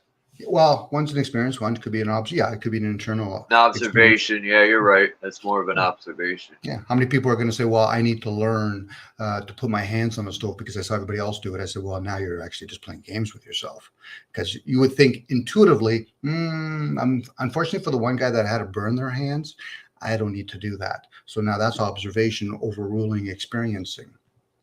But you do need the one person that's going to do it so that others can learn something from it. That's why when people spend way too much time thinking they're going to, in one lifespan, do all those experiences. Something to ponder, guys. It's always pondering. You know, I was going to ask Charles, you know, how is, you know, I've mentioned a couple of times, how's your fast coming along? What are you learning from it? What are you know, are you realizing that your body really doesn't, it needs food, but whoever we are doesn't really need food? Have you got to that stage yet? I was just thinking about eating right now. Mm-hmm. But what's triggering it? Is it? I made it 2.5 days, and then I ate some green beans, so I kind of screwed it up. But well, don't be hard on yourself. But what triggered it? What made you want to feed the vessel? Was it the emotion? Was it the mental plane? Was it habit, ritual? I think more or less habit. I need to push myself more. Find more ways to keep my mind occupied when my stomach growls. There's a sign of your stomach, your gut. Well, you know, maybe it's the parasites, you know. If you eat meat, I'm pretty damn sure.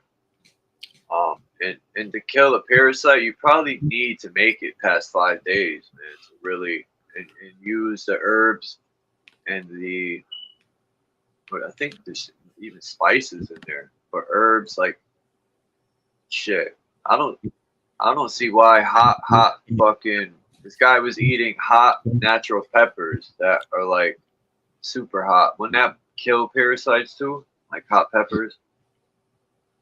I don't know necessarily kill it. Like, I know there's, when you do parasite cleansing, there is certain moons. Flush it. Yeah. Well, you can flush it, but like you should follow certain moons. There's a lot of value to the moon and all that. And it's just putting the parasites in order. Eventually the parasites will rule the kingdom, whether it's the emotion or mental. A lot of people don't realize how underdeveloped they are emotionally and mentally. And the brain actually will adhere to whatever's actually ruling. You know, people think the brain and the mind are same thing, unless you understand AI. So eventually one can actually communicate with the vessel and take charge of it again and be a steward of it. I'm not saying I do it all the time, guys, but you know, but those parasites, again, what is it actually ruling or trying to rule? The physical, the mental, the emotional. You know, and before I forget, sorry. No, go ahead. What else triggered me to fast too is, I've done it before, and what comes out of you, like, I think, damn, man, that I didn't even eat like that. I was thinking for 2 days before, I only ate light with some vegetables. I'm thinking all that stuff sits in your system, all this processed garbage, and it probably is trying to rot away. I can imagine what it does to your inside, you know, like just sitting there days and days and days. This processed stuff, it's just not good for your system. Your whole, like, it's like putting sludge in the engine of a car, in the gas tank. Yeah, putting more bad gas in it. Well, there's already bad gas inside of it. So we don't actually technically do a complete flush. You know, once you start getting into like 10, 15, 21 day fasts, then you're going to see things like you will actually energy. And well, you'll slow down. Well, it depends what you're doing. Some fasts you really basically should start learning to get into a state of silence and stillness, because your body is going to start slowing down, but other things are going to start presenting itself. Do you drink water? Yeah. Oh yeah, for sure. I've tried the 10 days a couple of times and try to experiment not drinking water. After 3.5 days, my body wants water, no matter how much I prepare for it. So there's a lot of validity in that scientific proof. But once you go like 21 days of just like, say, water, your body odor is going to probably leave you. You know, I fasted when I was younger and didn't even know it. Like, we were poor. So I would go to bed, my stomach growling. And then I would, you know, thanks to school lunches and breakfast, sometimes I lived on that. You know, towards the end of the month when we were poor and the food would run out. So I always woke up with energy. I would go to bed hungry and wake up just free, refreshed and energized, and wouldn't even, you know, and even, you know, I think about those days of just waking up energized. And, you know, you got to be in shape too. It's not just fasting. What was your diet back No. then? Do you remember, Charles? Like, was it a wild game when you did have food? No, I barely ate meat when I was younger. I didn't like meat, Okay. but it wasn't the healthiest either. Hmm. Like when I say I didn't like meat, I would eat sandwiches with sliced stuff, but I didn't really like. It's the same thing, you know. But I wasn't indulging in a lot of meat. I hated meat even as a. When I found out we were eating animals, it bugged me out. What? Why are we eating animals at a young age? I've spoke about this before because it didn't make sense to me at a young age. Like we have to eat animals. Isn't there like fruits and vegetables and You know what what Dominic said earlier about sometimes it's just as important just to be in silence and to. I agree. I've experienced that. I sometimes retreat myself, and I find a lot of healing. Let's call it healing in silence and just being aware of things. And yeah, then you eat way less. I agree with that. Hmm. Well, Buddha's teaching, let me fast and meditate, let me fast and listen. There's something inside of us or observing the observer, and we just forget that stillness is important and silence. Hence, peace be upon you, ideal. Silence be upon you.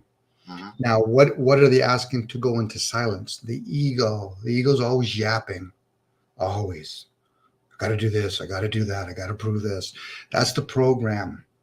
You know, Yeah. once the program understands, oh, I'm not supposed to lead, bingo. So now the program changes from self-aware to aware of the self. Hence, know thyself. Who's the knower and who's the self? The program, in this case, the ego, isn't the one that's running the body. It's a simple inquiry. So who takes over the body when I go to sleep? Who runs the body when I'm in the waking state? It's not the ego. That's indoctrination. And the people that are aware of this, they're not going to share that information with people because they benefit from everybody else being naive or lost or misled themselves. And this is not to insult our parents.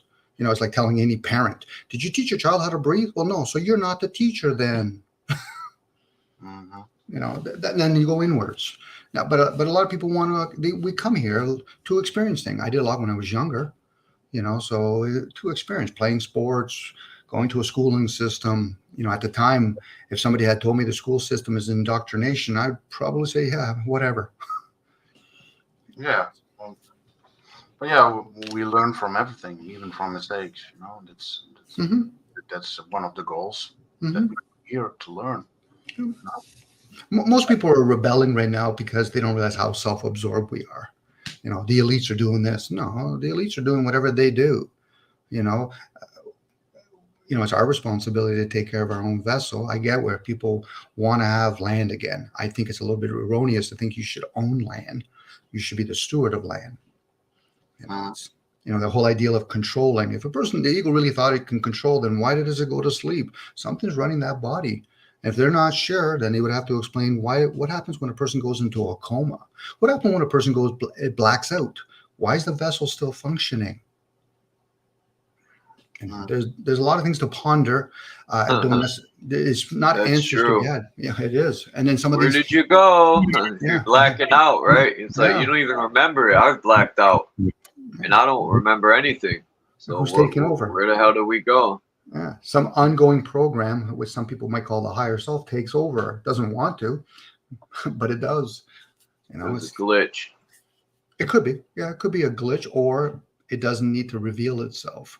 That nurturing thing, I think, is always within us, whatever it is. I'm just using words, guys, obviously, but when a person starts, it could also be a safety mechanism, because when I still had issues with addictions and all that, and I was in a very stressful period in my life, I was drinking, and I had a lot of things on my mind, and I passed out. It could also be a safety mechanism because maybe so many stuff went into me, like not only drinks and all that, but also information and things I couldn't solve at that moment. Mhm. That the higher self basically said, time out for a bit now, just I don't know, something like that. Well, let's say you do know, like the term recovery comes into play when a person finally admits that, I'm just using this as an example, by the way, Marcel, drinking is overtaking somebody. So now they go into a concept called recover. What are we covering up? It's usually not the alcohol. It's usually some sort of emotion. Yeah, What are you recovering up, right? Yeah, Recover. yeah. Again, cover. So in this case, usually it's anger. Somebody finds out either A, I can't control my life, or B, they know intuitively they're being fucked. So then they get angry.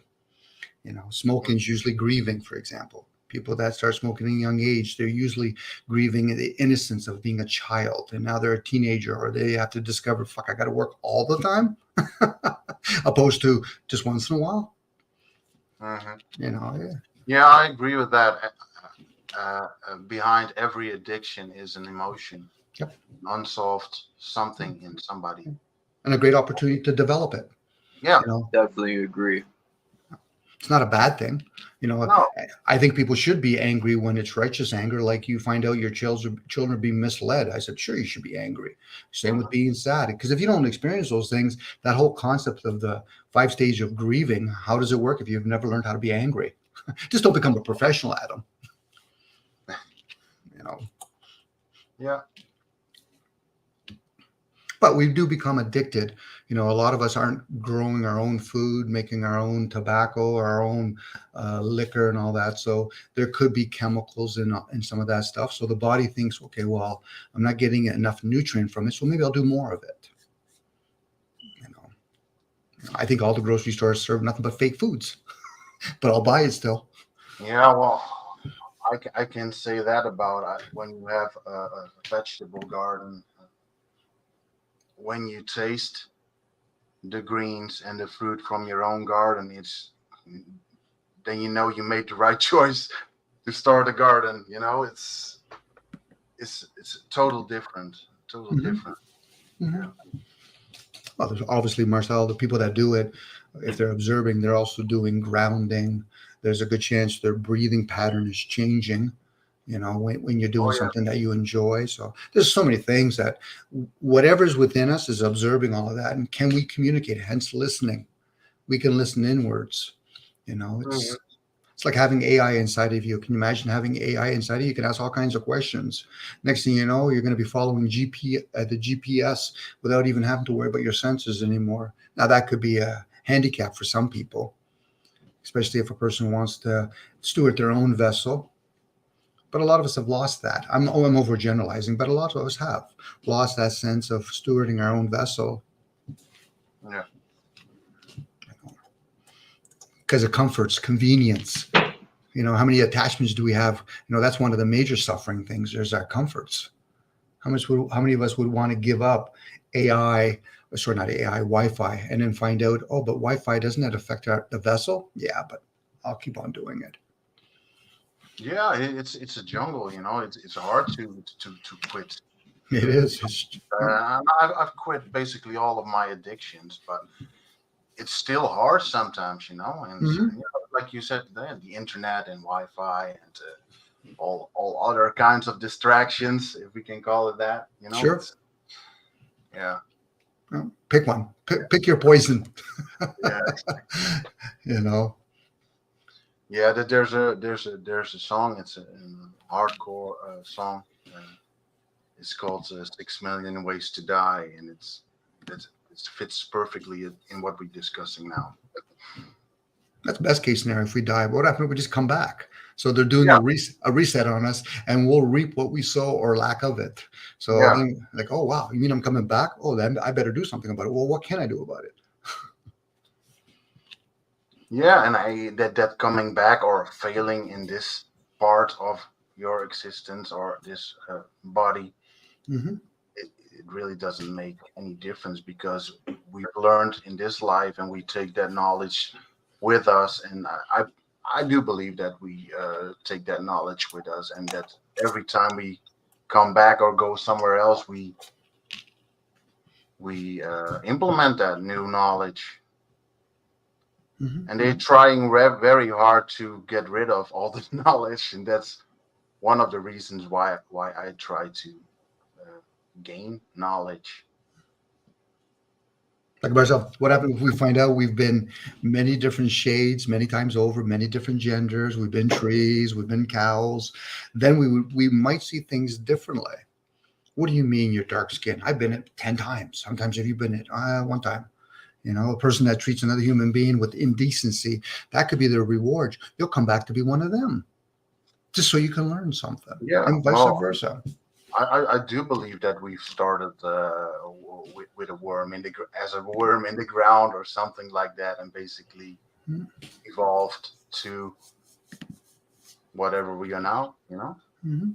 That could be the case. But at this point, for me, I'm just playing with possibilities. Some of it resonates with me. But if somebody needed to prove, I said, how do I prove you air, for example? I can show you some of the facts, but I can't show you air. I can't even show you the light. Now, they'll point to those two flashlights. I said, to me, that's not light. Those are two flashlights. You know, is that a crystal up there? Is that a magnetic thing? You know, what is the moon? Was that put in after? Because, you know, when you hear about history, pen to paper, um, do they talk about the moon in a lot of these stories, or was that an afterthought? You know, was there some kind of, you know, the Saturn, you know, everybody praying, or not everybody, but a lot of people playing to the black cube. You know, what's that all about for people? No. Tell a whole bunch of Muslims. I said, why do you pray to Mecca? Didn't you guys used to pray somewhere else before? Oh, that's not what we do now, Dom. Oh, okay. What about you Christians? You know, and your gods that they talk about. So am I to assume God or gods forgot to build cities, boats, or is it another species doing that?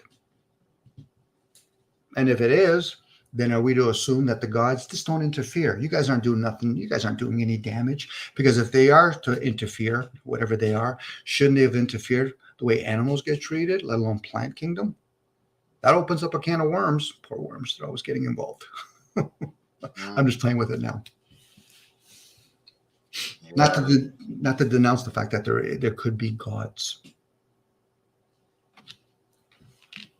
Yeah. I think we're all a part of whatever it is, and we all play a role, and one needs to get these skills in this time, and we all work at a different pace, and I think everything it's supposed to go, even if it doesn't look like it most of the times. But yeah, what else can we do? We just need to fix our own shit first before we can explore the rest, basically.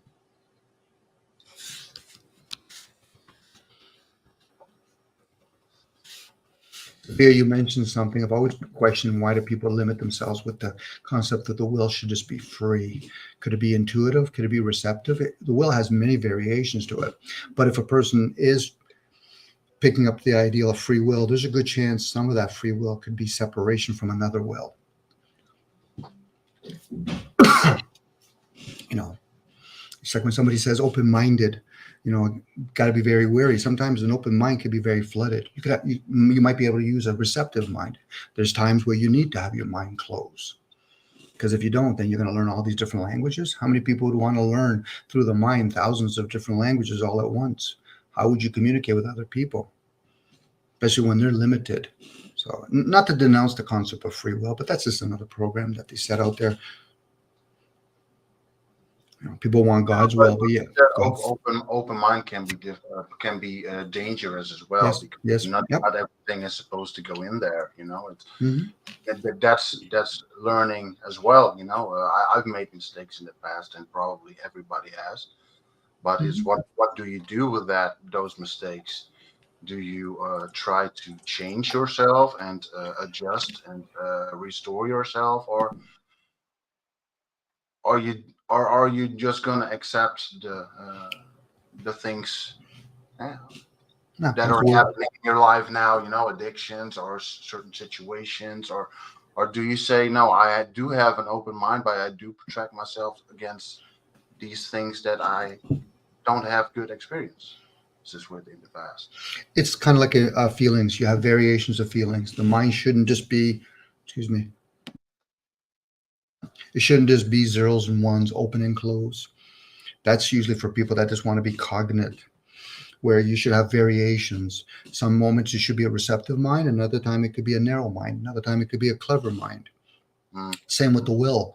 The will sometimes should be receptive, sometimes you should be closed, sometimes you should be free. I'm carefree. That's my better energy. When I'm carefree, I can observe more things. Yeah, absolutely. I agree with that.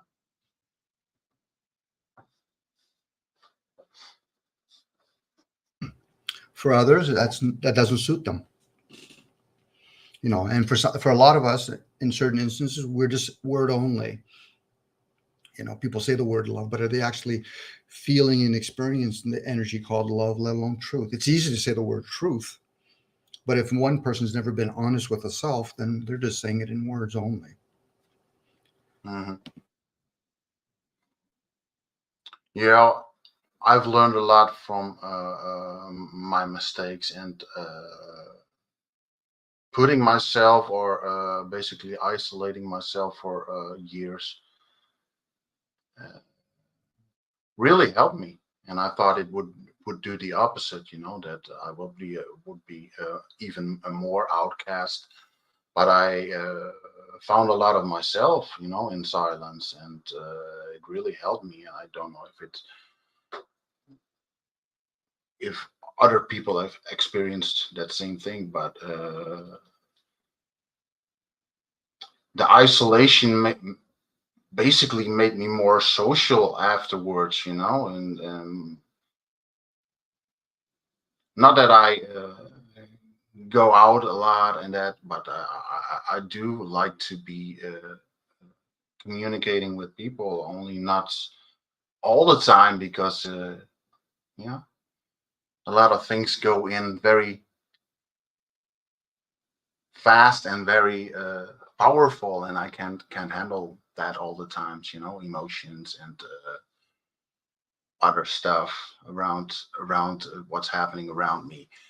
But yeah, I learn a lot from being in isolation for a while and coming out stronger every time.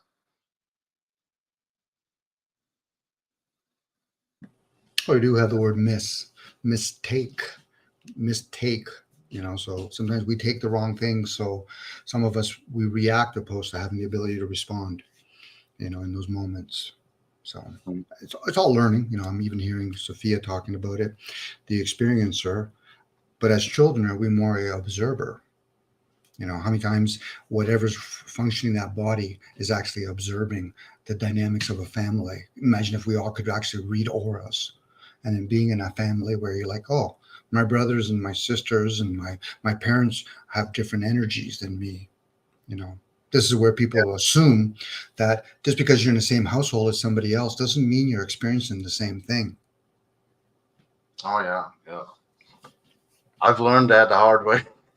That's how we learn. You obviously, it sounds like, Marcel, you've done a lot of things like reflecting.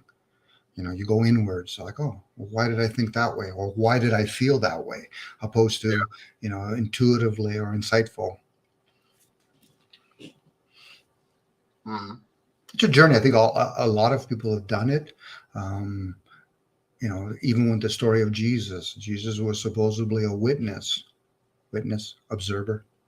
Same idea. What is he witnessing?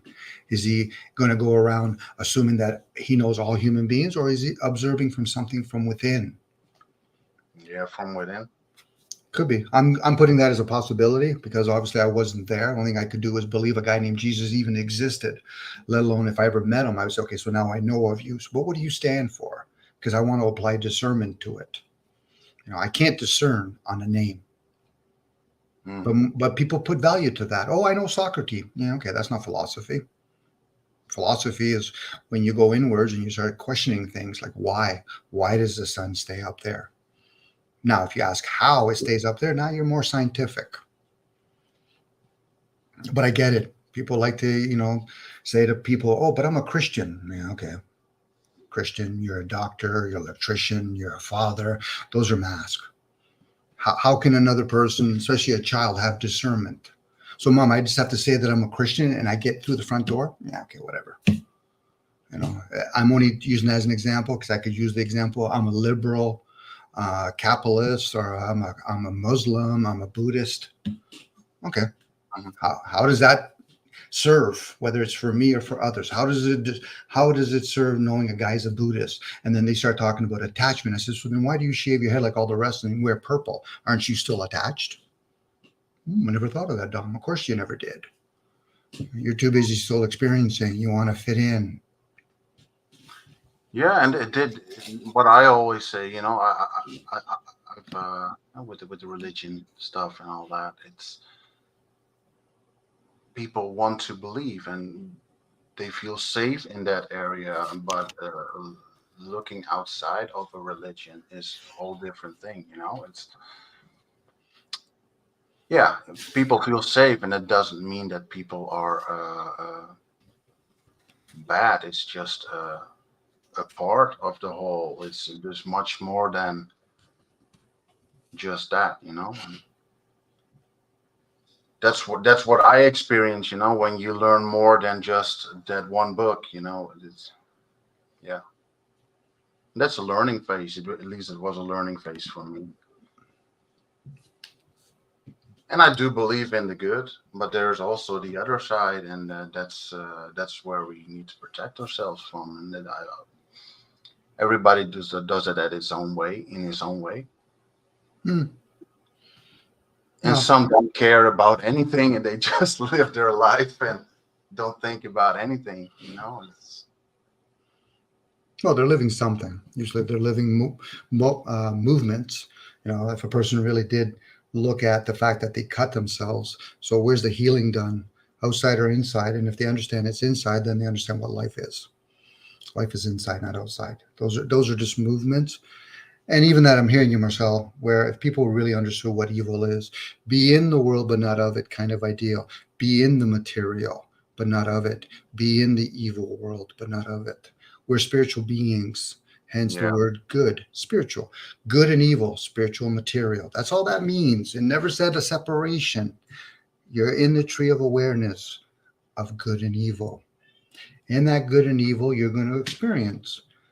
As I speak about something, I'm going to call that thing over there a tree.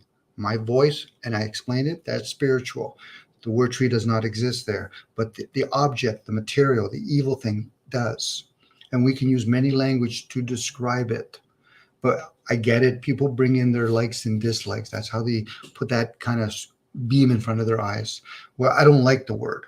Okay, but that has nothing to do with you. You didn't create the language. You just get to experience the language.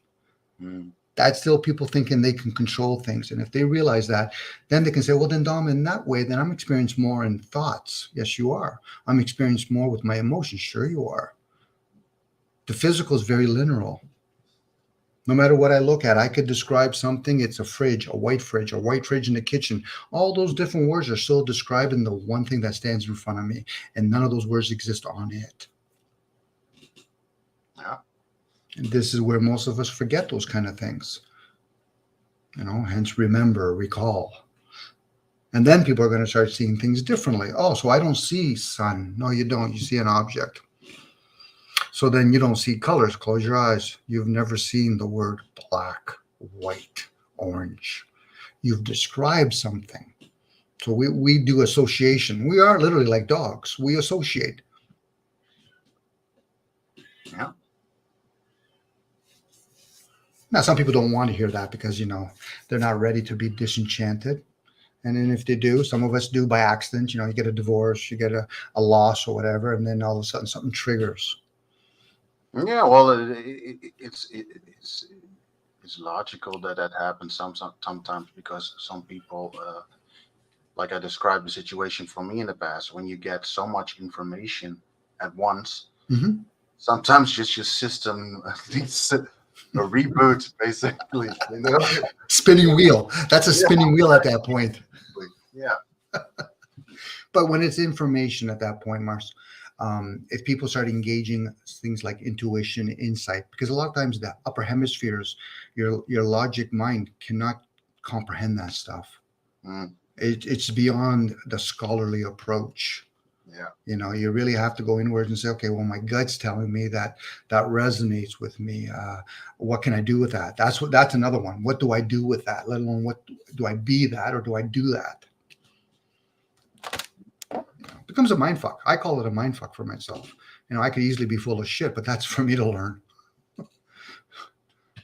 Well, yeah, the one thing I learned a lot from and still are learning from is just go within the areas in my body which have still blockages, you know, in my pain or cramps or whatever. And the more I am relaxed, the more I can breathe towards the parts in my body that still have issues. And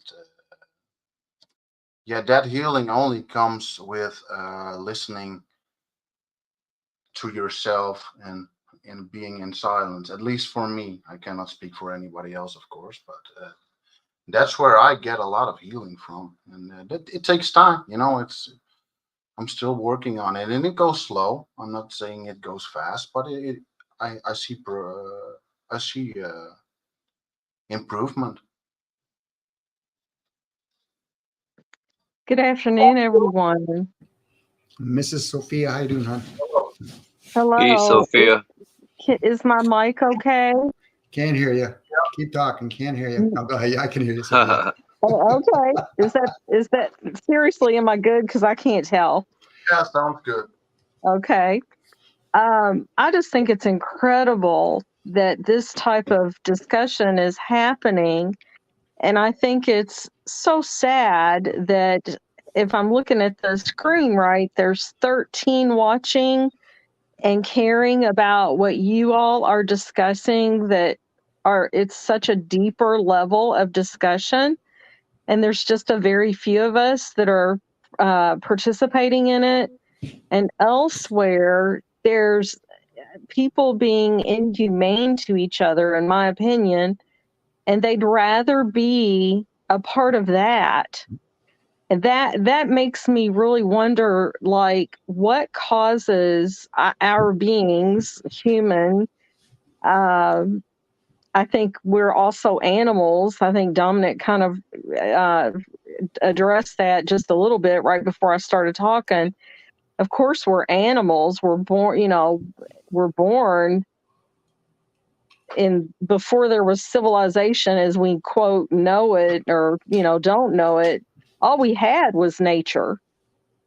Yeah. All we had was nature. All we had was what we could physically see around us, and it, they didn't call it God, but they knew there was something, like Dominic was talking about before. What happens to us when we go to sleep, but our body is still functioning, our lungs are still breathing? Like, who's doing that? Like, it's fascinating to me what you guys have been talking about today. Well, God created something in its image and something else formed the vessel. So what came first, the image or the form? Yeah, You know? I think it goes back to the word energy, because I think God, I prefer to call it God. Other people call it source, universe, you know, whatever they want to call it. God wanted to know God's self. Therefore, creation happened, because God was a spirit. And in order for God to truly know God, all of this stuff had to happen. Does that make any sense to anybody? Or I sound like I'm crazy? No, I feel you're like not. I'm. No. Definitely don't sound crazy. And No. it was a very important thing you just mentioned, because I share that with the nature thing, you know, all Yeah. that nature that is gone. What healing properties that stuff that's no more here.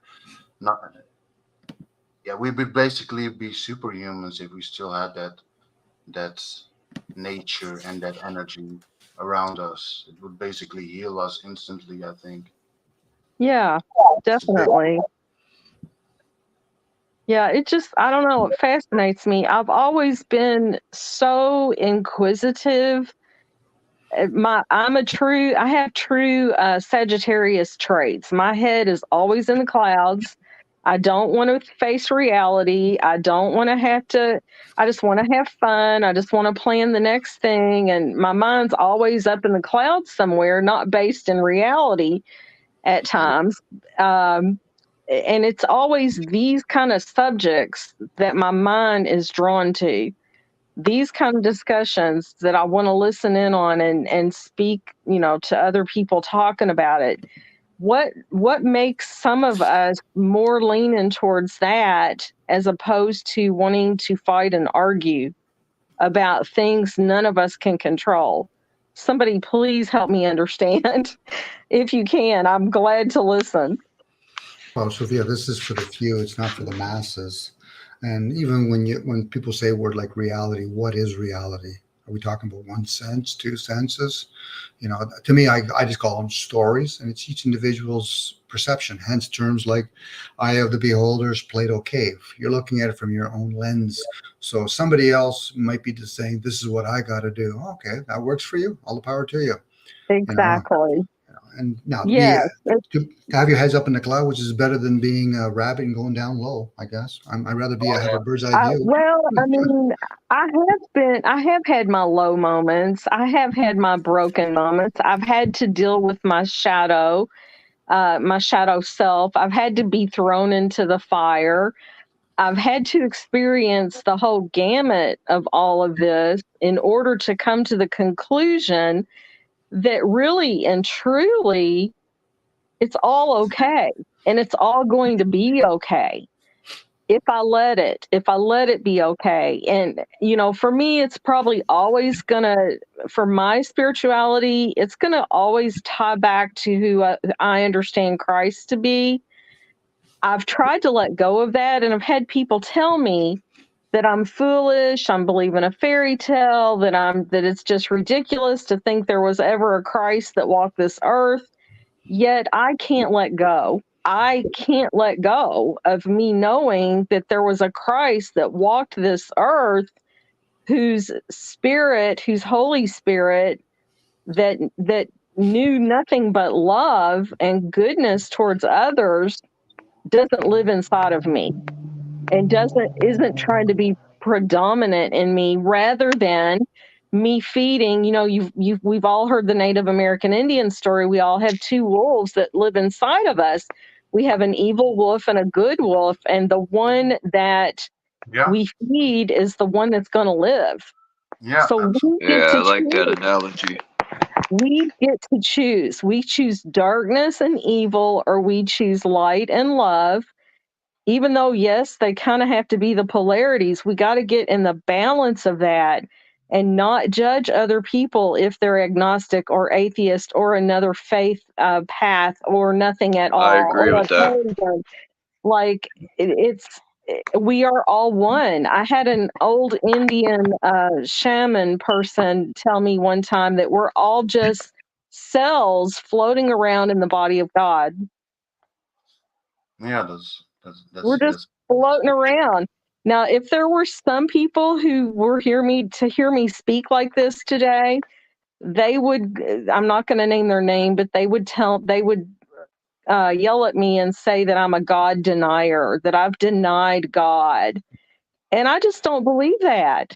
I don't believe that just because I have a discussion that's somewhat outside of what a box that somebody wants to put me in should make me be called a God denier. I don't get it. The wolf story, or the yin yang, it's basically the eternal war inside of ourselves, and it's also outside. But it doesn't have to be a war. I'm beginning to understand the last year or 2 years, because there can be a balance in that. It's just they try to make you act on the one of the wolves all the time, and it's hard to keep the balance. But there is a way out, and that's that balance to see the difference and the balance in the polarity. I think so too. And I think that's really our only, if enough souls want to recognize all this, maybe we can help save each other. Maybe we can make things right. Maybe we can have the right spirit to where that this realm, whatever this is, can heal and We be can. holy and restored. It's our job I to mean, change this hope place. I hope so. I hope, like I've said, and some people have been very angry at me when I've said this, but even when I was a little girl, like I would ask my mom, I would say to my mom, if I'd say, Mama, if Jesus could save the devil, all of this would go away and everything would be okay. And I was a child saying that to my mother. And I don't mean that people who've done horrible things, harmed children, murdered, I'm not saying they don't owe a debt to society. That's a whole separate thing. Like if you harm somebody, loss, injury, y'all know what I'm talking about. Like you have to pay your debt to society. But in the spiritual realm, how can we arrive at a place where we can get to a society that no longer has that kind of thing happening? Is that possible? I don't know if I'm making any sense. I hope I'm. I think everybody's on a different path and on a different level of learning and understanding. And I think this let's call it this realm is like a school in one way or another, and one will not take the advice or the understanding, and the other will. And that's why we will never have completely balance in this system. And it's balance starts with ourselves, and that's what I'm learning in the last 5, 6 years, more and more. That the more I heal myself, the more I learn to understand and love the things around me and outside of my reach. It's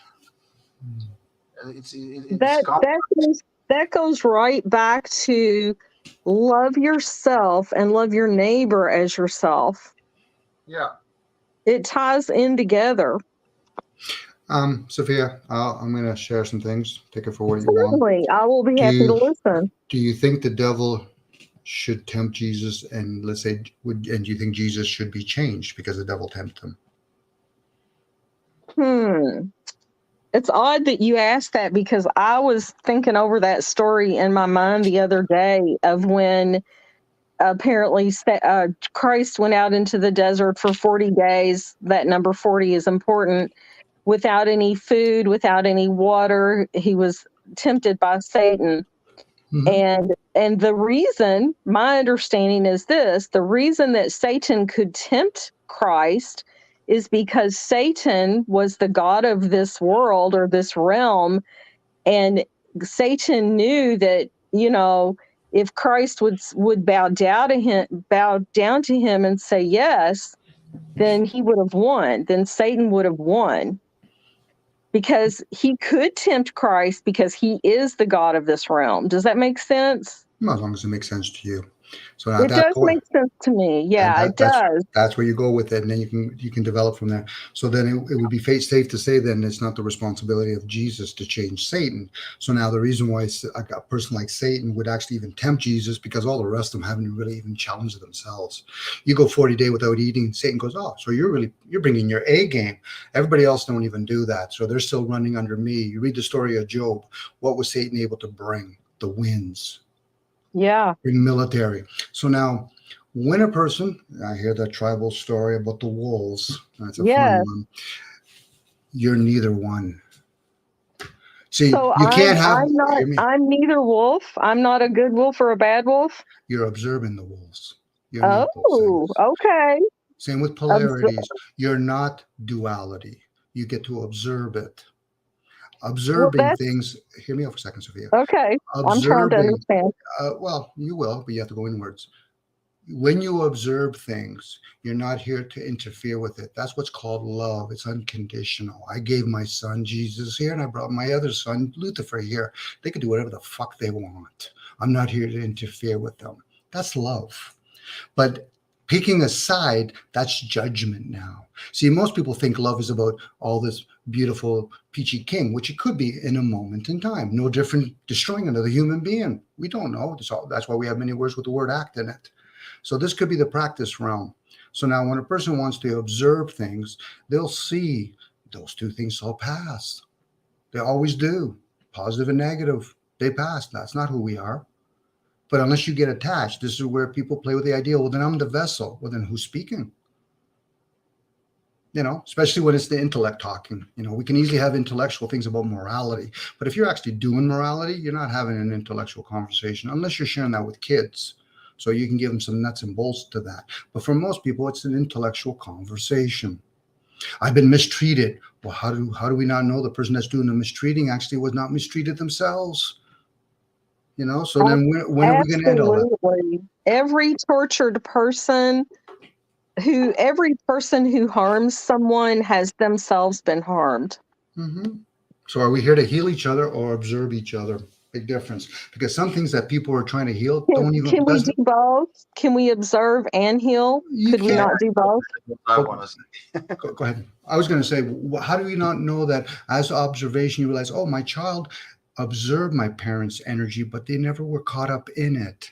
See, some people think that they're healing, you know, some wound that never belonged to them. It could be. Now, they literally could have been hurt, you know, so this is where observation from within, you know, you observe things from within. Now, a lot of us, they'll think observation is you're looking outside and you see a tree until you start realizing you don't see the words that you're speaking, let alone the thoughts you're receiving. You're experiencing those things, but you can also observe those things. So, okay, I'm trying to hear what you're saying, but let me ask a question to you. So let's say there is a child. Let's say there's a 5-year-old child and they have siblings, and their siblings are given supper to eat and taken care of and given love and care and concern. The other child, for some reason, the parents decide they're not going to feed him, and they're going to make him do all the work, and they're going to send him to bed with no food in his tummy.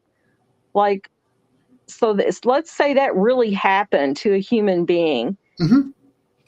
It actually, I know it did. It was an elderly man that passed away in my family, and he lived that. Okay, that's his story, and I can say it because I'm not saying his name, and he's not on the internet because he's passed away. Sure. Mm-hmm. But anyway, he lived through that, and at a very young age, he dropped out of school so he could get a job. It was during the Depression.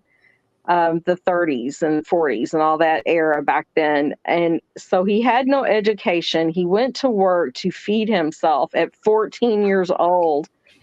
And as he grew to become a man, he somehow chose to be different from his parents and to not, even though that evil had happened to him, and there were many other things he suffered as well. I don't have time to list them all. He somehow rose above all of that and became a really good person and a really good man and was kind to people. So trauma is real, but it's what you do with the trauma. There's other people that have had horrible, horrific trauma, even worse than he did, who've gone on to be just so evil and perpetuate harm towards others because they are in such pain. So I do think the pain is real. I don't think we're just observing the pain. I think we do go through the pain, as unfortunate as it is. So that person. But why we have to go through it, I don't always understand. Because a lifespan has to unfold. So there's a good chance a parent unwillingly or unknowingly starves one child, not realizing there's going to be a war crisis 30 years down the road. And the other ones that are getting caught up in their comforts are going to suffer. That other child was destined to actually learn all that stuff. It's when people start bringing in their likes and dislikes, it has nothing to do with the word evil. You're in an evil form, the material. That's what that is. It's one's likes or dislikes. We don't know why a child gets molested. And if you do, you're just based on your likes and dislikes. So when a person says, I don't know God's will, so I'll just continue living. And in living it, you might learn some things. No different, a child that gets bullied at a young age, the ones that survive, they'll become the strength later on. The ones that fall by the wayside, maybe it was meant to be. That's a tough one to take for a lot of people because they're so wrapped up in their likes and dislikes. It really is. It's really hard for me to wrap my head around it. I think that your intellect and your understanding is far more advanced than my own. And I try my best to listen to you because I value your wisdom. But sometimes I'm just like, man, I don't know what he's talking about. Like, I can't see it that way. I'm not Sophia, there yet. I keep my feelings in check. Because for me to actually analyze something or intellectual or intuitive, my feelings, if they're not developed, I might be giving myself a false sense of a stoic view. But to observe things, sometimes you have to either overanalyze it or underfeel it, whatever. But it'll just reveal, are they underdeveloped? How many people will protect their feelings? They will, but are they going to learn from it? You're right. You're right. Because it's automatic for us to protect ourselves. Yes, and what? Okay, I'll give you an example. I'll give you an example. Most people triggers not based on their resistance, it's their attachments. How many people will quickly get excited when somebody says, "What a beautiful car"? You'll see how quickly they'll get triggered. But yeah, when it comes to the resistance, when somebody says, "Well, I don't like the way you talk," give them the same response you should have given the other one. Yeah, okay, interesting. But that takes a lot of courage from within to gatekeep oneself. So that whole ideal of iron sharpening iron, are they both blunted? Is a person really trying to make themselves stronger? Yeah, I'm not here to fight other people. I'm usually fighting myself. That puzzles me too, because I feel like it's the stone that sharpens the iron, not iron sharpening iron. It could be. It's an analogy. It is just a metaphor. Flat. If you're both iron, how does iron sharpen iron? You end up with flatness, and you don't come out forged and strong. Mm-hmm. And then you learn certain teachings when people do certain martial arts. You don't fight somebody else's energy. You just move away from it. Let them use their own energy. Yeah, I love that. That's like the Aikido, I think it's called, where you have the physical strength and ability. If you had to defend yourself, you could, but you had rather, like you say, just move out of the way. Take yourself out of the harm's way so that you don't have to use that strength. Mm-hmm. Yeah, it's the same with fascinating. karate. Yeah, it's pretty fascinating. That means empty hand, which basically means use the power that somebody wants to use against you, and implement that to just defend yourself and not use your own energy to. It's really beautiful. Use their own energy of somebody against himself or herself. Well, there's a defense attack perpetual cycle that comes in. The person that thinks they need a gun to protect themselves is going to perpetuate a person coming there to justify their defense by attacking with a gun, opposed to just observe it. Do we really need to defend ourselves? I get it. Some people say, yeah, but if I don't defend myself, I'll die. I say, well, you'll learn attachments then, won't you? And that's a form of fear, unaware, ignorance. We live in a realm where, if we're truly worrying about dying, then we wouldn't drive a car. You wouldn't go in an elevator. Right. That's people being clever with themselves. They've gone from being smart to clever opposed to being wise. A person that tells me he's a doctor says, you're fucking being clever to me right now, aren't you? What do you mean? I don't give a shit if you're a fucking doctor. Doctor just means teacher to me. Well, Dom, I wouldn't have known that. I said, well, you should have asked.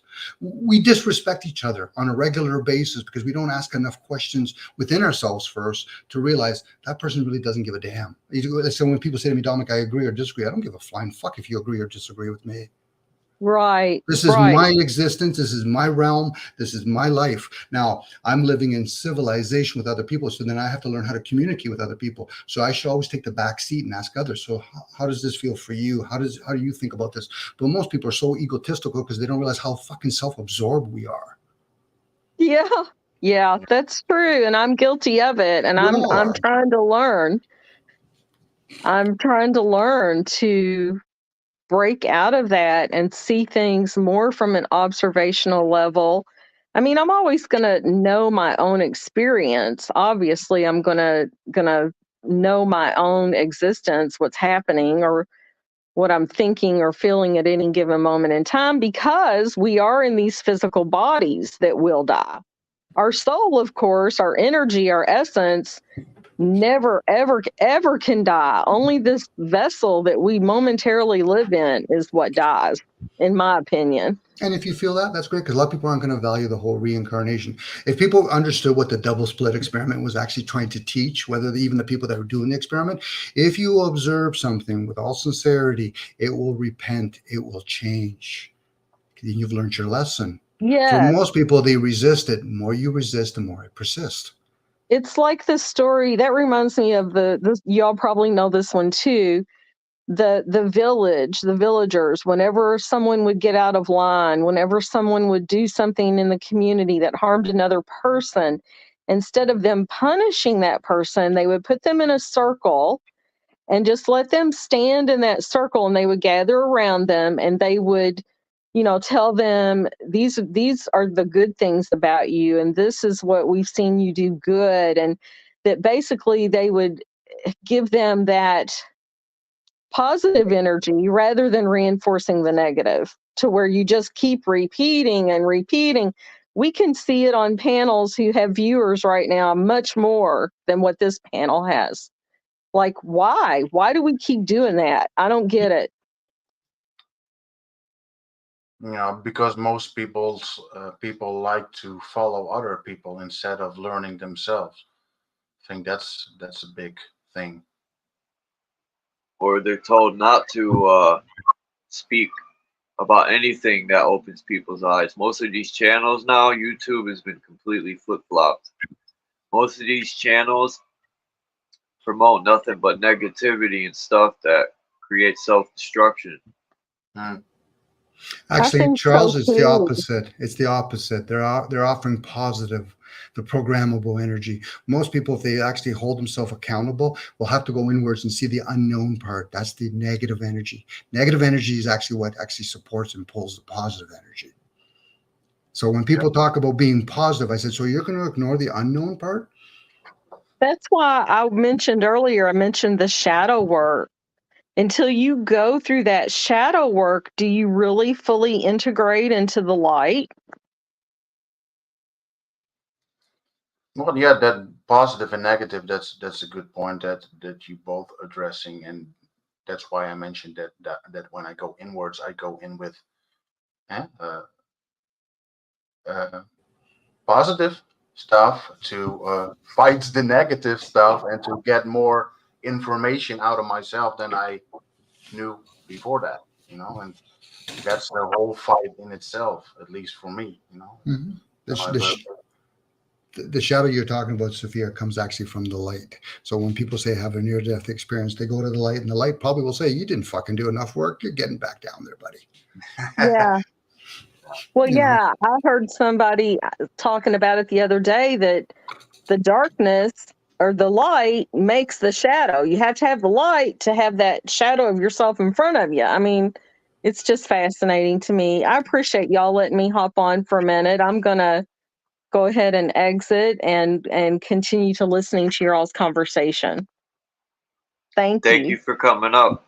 Yeah, thank you. Thank you. Peace to Smoking G Sharp and Orphan Annie and everybody. No, oops. I hit the wrong button. I think I hit someone's comment by an accident. Dominic is cooking, man. I just sat. That's why we got 2 ears and 1 mouth. We were meant to listen more and speak.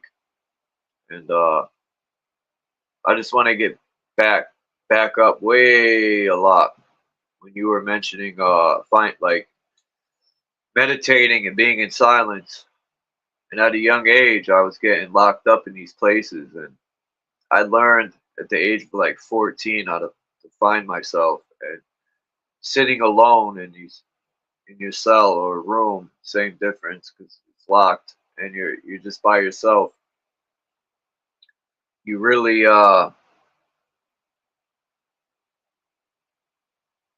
learn how to control yourself more in the mind.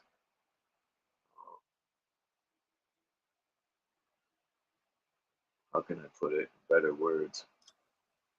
Yeah, I agree with that. I learned the most in those moments.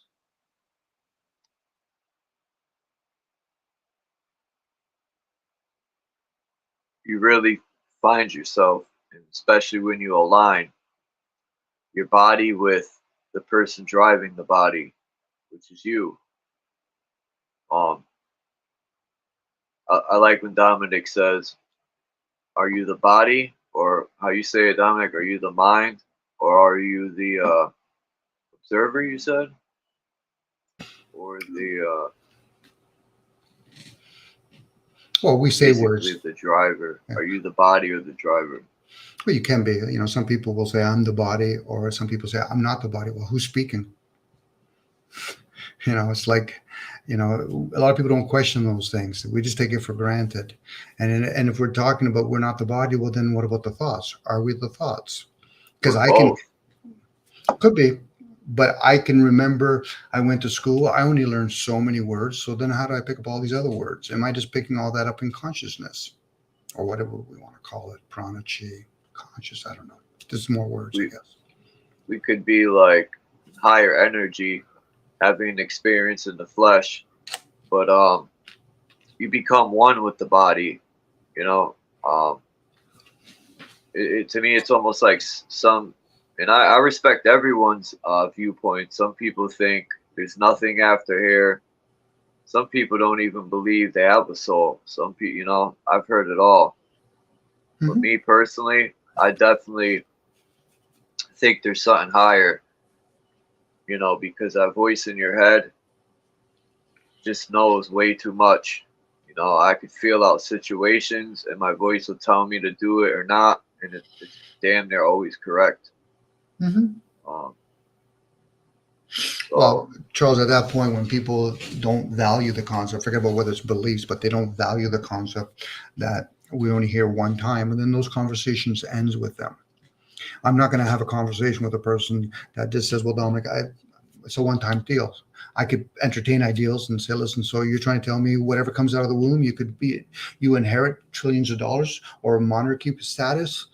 You know, for them, that conversation is done. It's a waste of energy, and maybe in a couple more lifespans, in my interpretation, they just think it's a one-shot deal.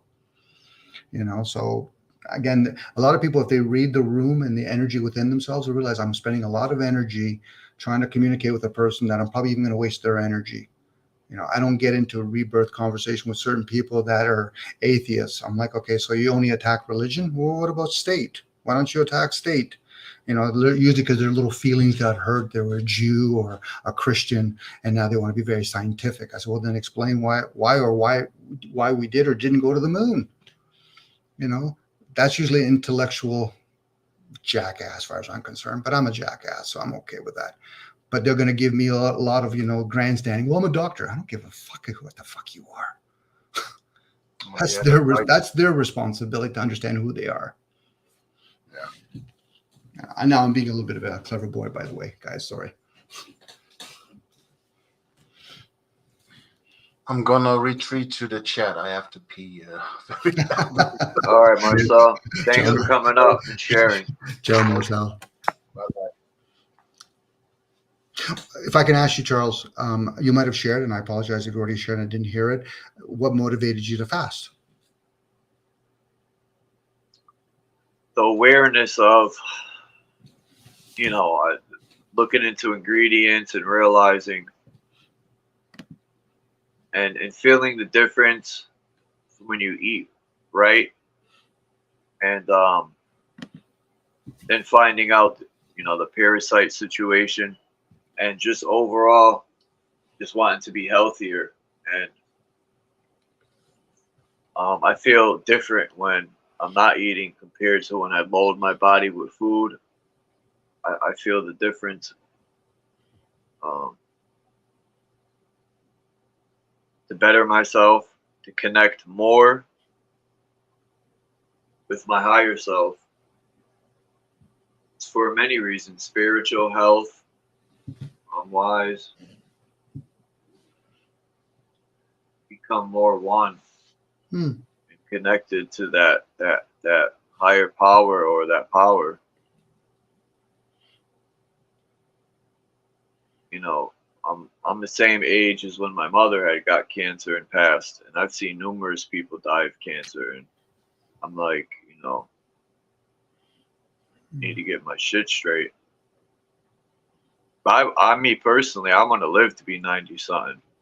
Good for you. Hopefully healthy too. Life's too short. People die.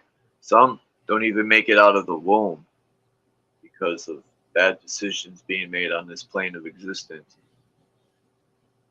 I was thinking about tadpoles, right? Looks like sperm, but micro to macro. That's probably why they wear them damn fish hats. They think we're fish because tadpoles look like sperm and then they grow to be fish.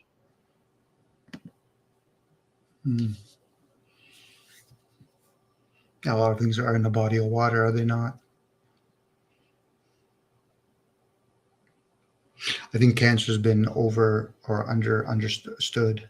Cancer cells being activated. There's something that's gone into disease for cancers to be activated.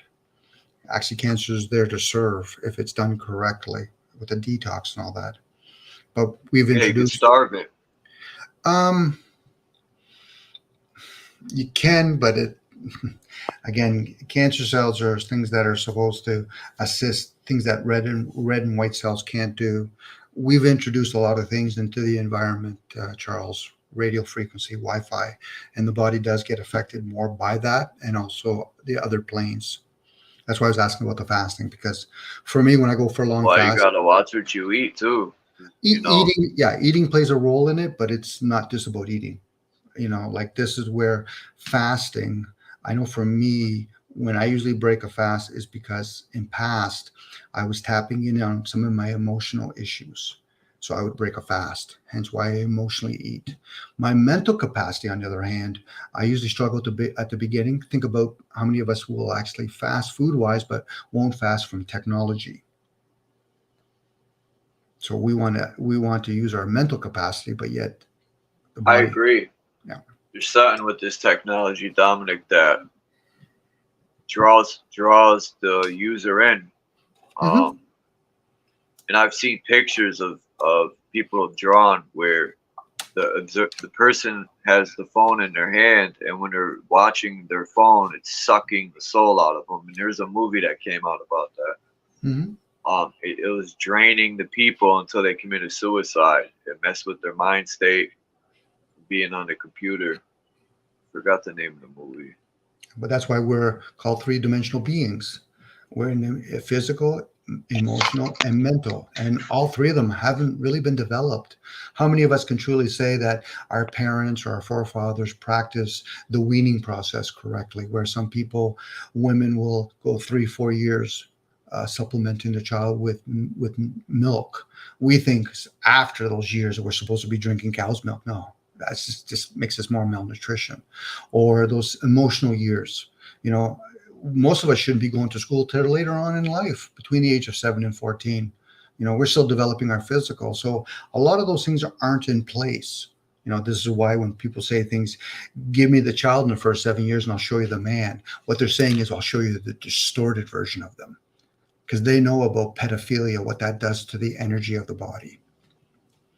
You know, so whoever's doing this or getting their lackeys to do all of this, it's messing us all up. You know, so when people do diets, it shouldn't just be a physical diet. It should also be an emotional and mental diet. But a lot of us don't practice that. And when I have myself, I'm usually in that kind of awareness. But a lot of times I used to fast just for cosmetic reasons. I've over emotionally eat and I figured I'll just starve the body now. It usually doesn't turn out very healthy for me. But at least I'm aware of it. It doesn't mean that I can change it. You know, I don't have the structure in a lot of areas of my life. That's why I can jump around in my thoughts, not my thoughts, but in thoughts. You know, if somebody's looking for structure with me, that doesn't work. But other people are very structured in their way of presenting information, let alone practicing it. But fasting does help. At least if it doesn't help the physical, it will help those other areas. People get triggered. It's usually their emotions, something in their emotion, energy, emotion is being affected, and it's usually more on the positive side, not the negative side. They're favoring something more than resisting something. If you get a chance, watch the movie Pulse. It came out in 2006. Yeah, Pulse. Pulse. Okay, Pulse. Like a pulse to your heart. Yep. It's a 2006 movie, and man, I never thought we would be this so-called advanced this quick, coming from Walkmans and VCRs and 8-tracks and vinyl.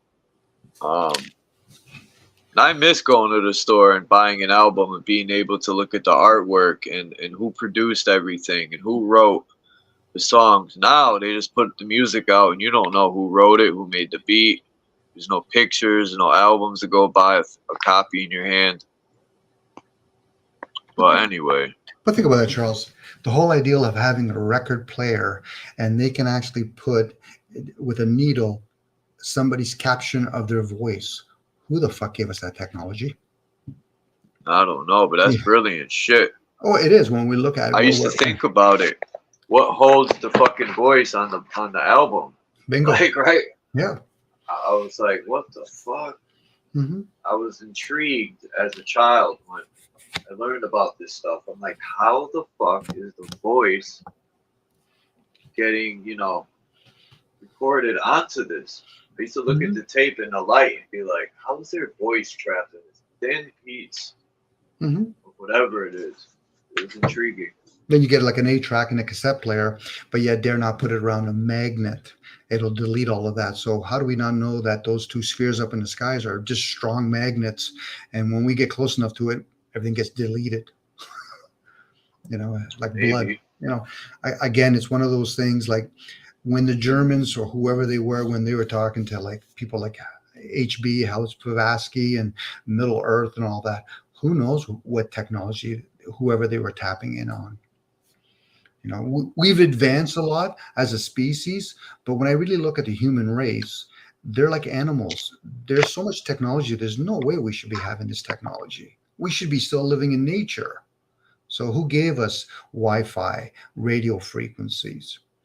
But I get it. A lot of us, once it's introduced, everybody just assume, oh, that's always been here. Really? So all of a sudden a baby is born with the ability to speak variations of language and write? No, it's the same thing all over and over again. So we forget all that kind of stuff for whatever reason. I'm using reason in that case, but maybe I'm a unicorn that way. I think about those things, I guess. But I'm pretty sure a lot of other people have those thoughts or similar to them anyway, whatever that may be to them. That was Sophia. That was her name who came up. I can kind of relate to her, man. I'm usually always in my mind more than in reality. I'm always... I've never wanted to accept this reality, like this system. And,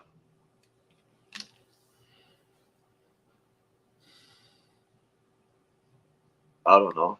I just never thought this system was what life's really about. Maybe, like she said, maybe we're supposed to be like a child. Not putting all this stress on our body and all this,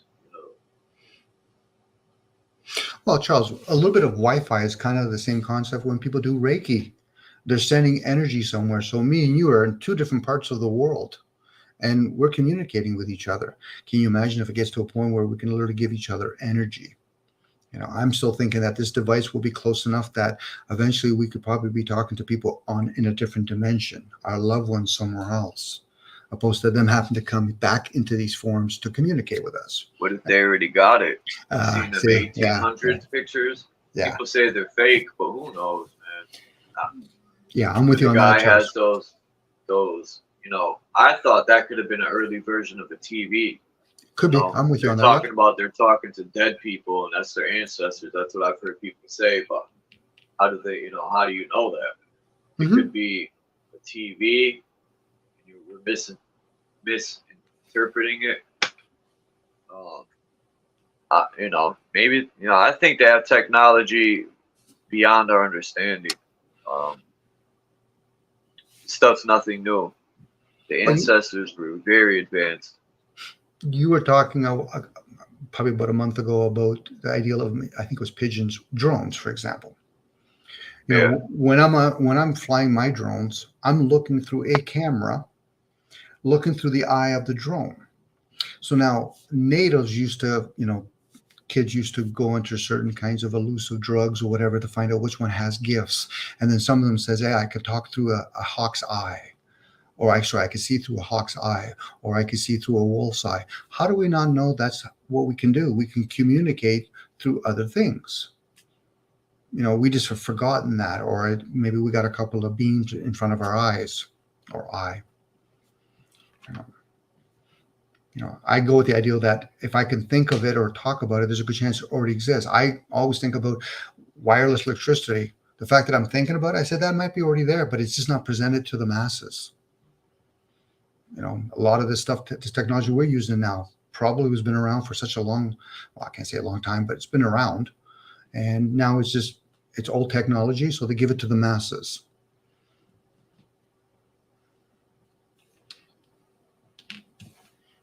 Yeah, there's pictures of the 1960s. People having phone calls with the same technology basically we have now. Video phone calls.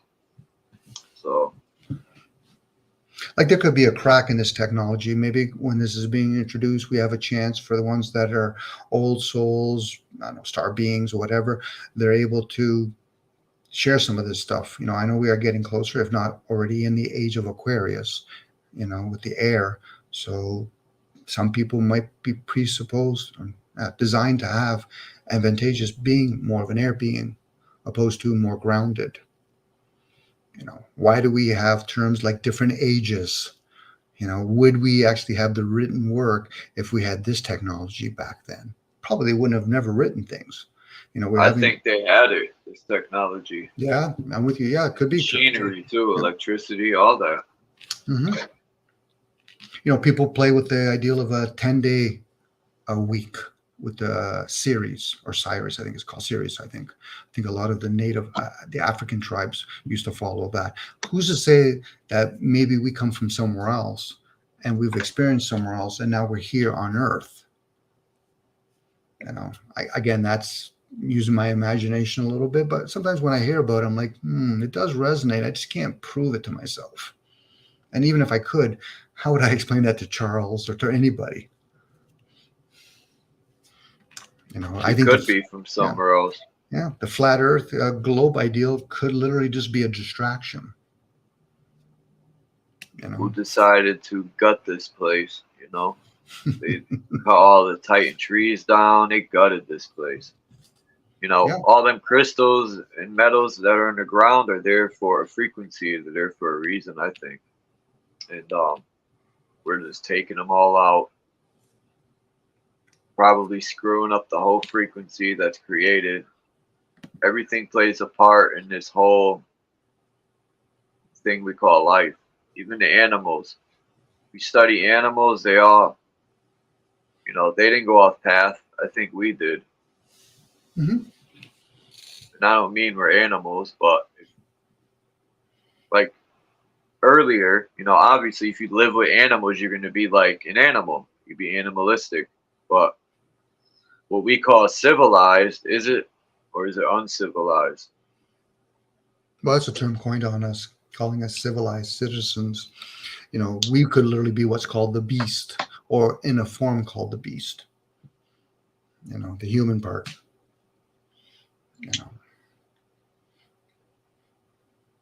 Because the common denomination with us and most animals, if not all animals, there's an aging process going on. Why does a tree live longer than us, or why certain animals living less than us? So what's the combination going on? I think the frequency was different when these bigger trees are up, and if we mess with genetics now, I guarantee genetics they were doing way back when, if there is even a way back when.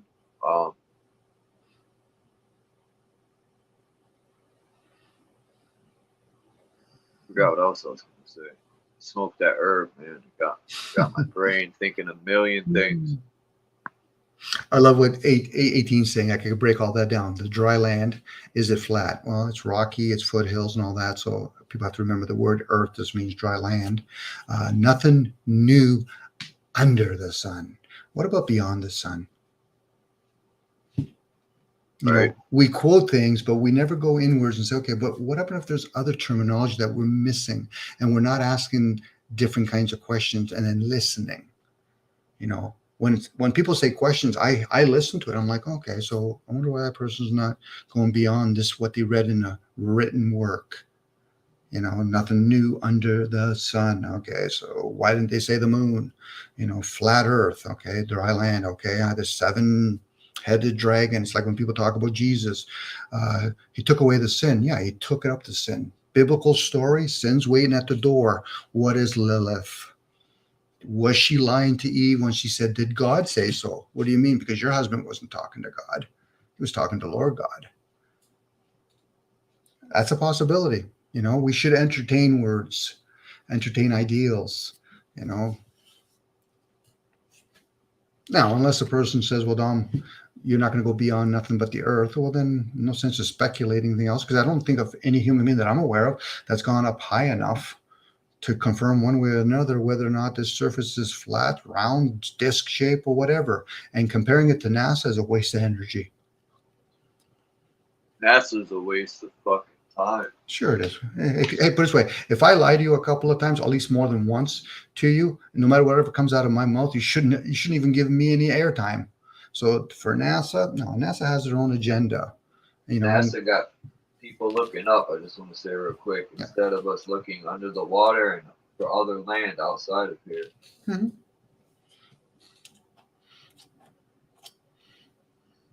I get it. People are going to say it could be a globe. I said, okay, so 2 objects in the sky that look like a disc or a globe, but I don't see nothing that's down here that's up there. So there's no way you can give me a conclusive answer. Outside of that, that's just a guy fucking saying, listen, it's just my way of fucking the highway. Okay.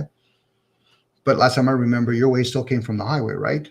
And it doesn't matter what person turns around and says, well, this person has 1 million people watching. And I said, can 1 billion Muslim be easily misled? Sure they can. Can 1 billion Christians be misled? Sure they can. But hey, if people value the concept of flat earth, hey, all the power to them. Aren't all the same people that play the Christians Muslim kind of game, or the glass half full, half empty? I can't tell you one way or the other. One thing I know, I can use my reason, and I know I can question it and say, listen, I don't see nothing down here that's up there. Showing me a picture that somebody else created to tell me it is or isn't. Okay, so I know about it, but how would I have discernment? I would have to actually go up there. But I get it. People think that there's somebody that's lying, never thinking for a second that maybe they're lying to themselves. Chief 18 Wheel said, what about the new sun China built? Now, I thought Germany had built the sun simulator first. Yeah. And then I seen China build a moon simulator.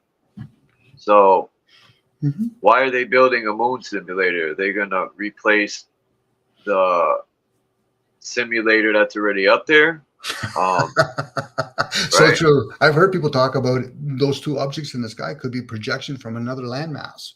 So I think it's a possibility at that point, because I don't know what that is. Now, somebody could say, well, Dominic, what is it? Is it material? So you're trying to tell me something like that? Let's think it's heavy. It's staying up there? Yeah, the moon. The sun could be too. The sun could be something that, you know, like some sort of a drone or something that throws out light. I don't know what it is, but if they could build sun simulators, why would they be doing that? You know, is there already one up there? You know, like they're changing from the Edison light bulb to the LED light bulb. They've advanced the sun. Maybe. We don't even know where we are. We could be in a big experiment place, right? Big genetic fucking farm.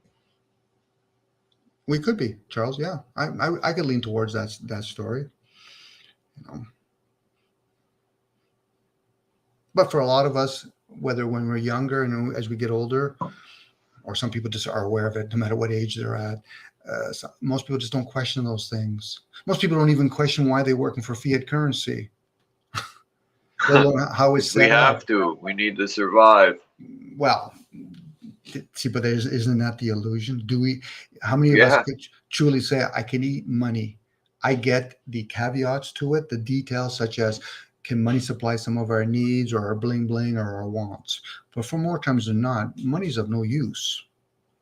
Only unless you convince the masses to buy into the system. You know, it'd be different if we're talking about bartering eggs. Then some people say, yeah, Dom, Charles, I've eaten eggs. It's not good for me, so I need something else to barter. That piece of paper is the illusion that we play upon ourselves. In exchange, that we're giving up our own abilities to learn crafts when times are tough, whether it could be a need, shelter, building a shelter of food. But what happens if we find out that who we truly are, we've been spending a whole lifetime fueling it with food and shelter, but we're not those things.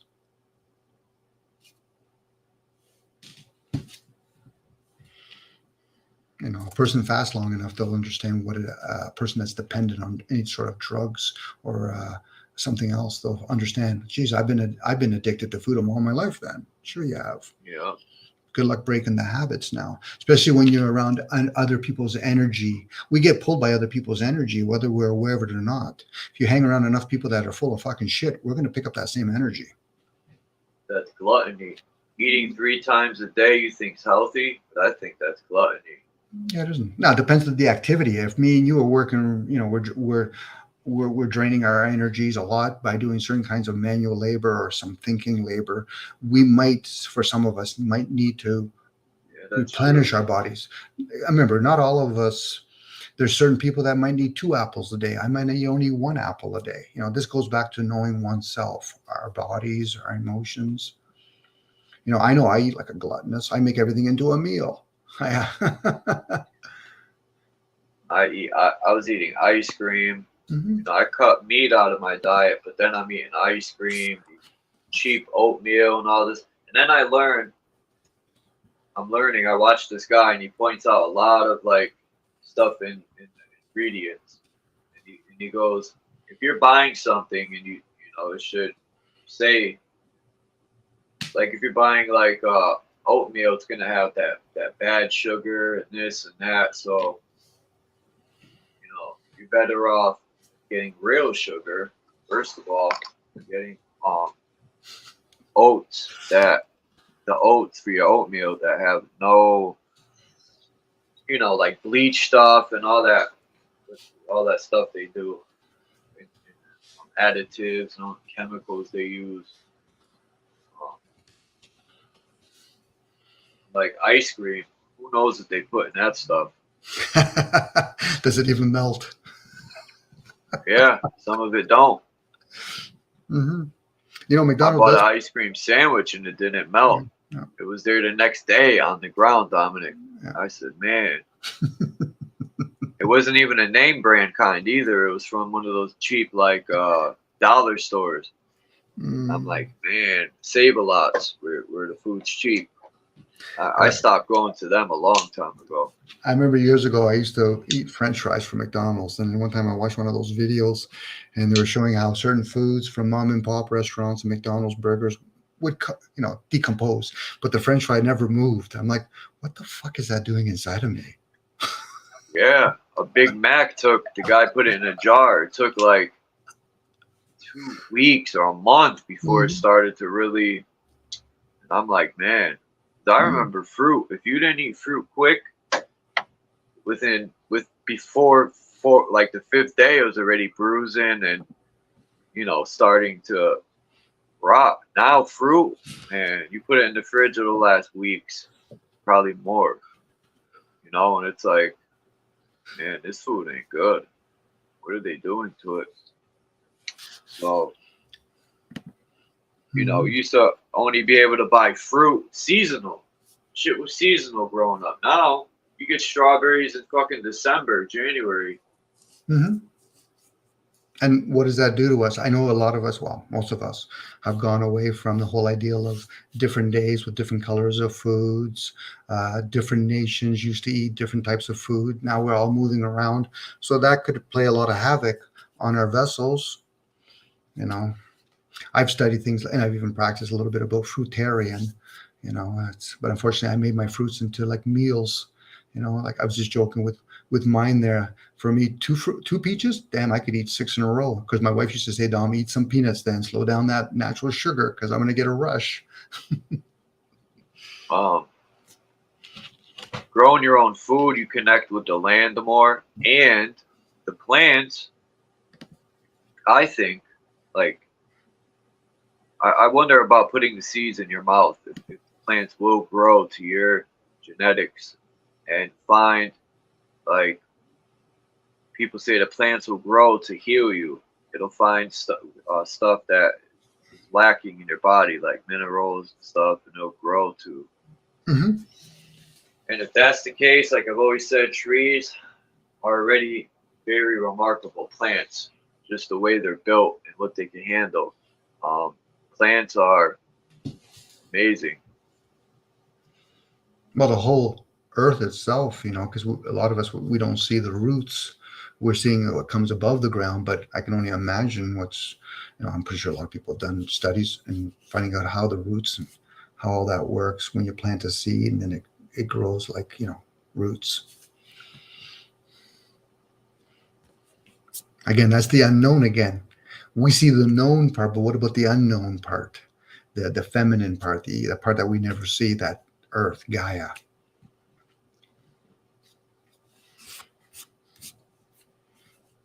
Even the depths of the oceans. Again, a lot of that's unexplored. And if it is not presented to us, I'm still fascinated by the Bermuda Triangle. Is that a portal?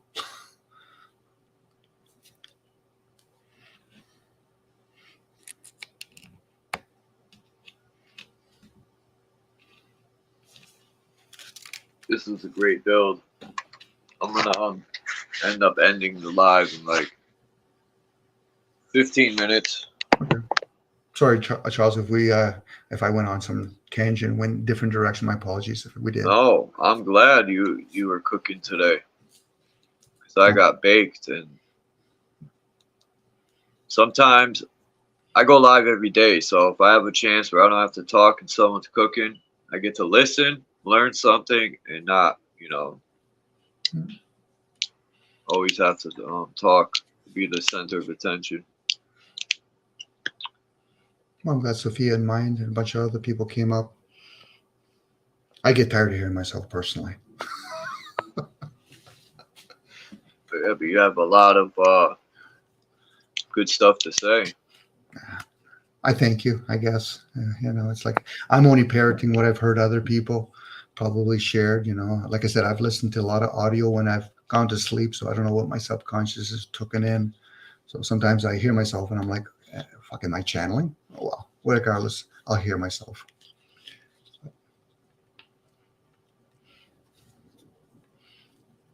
But I don't see things as answers, unfortunately. Well, can't say it's unfortunate.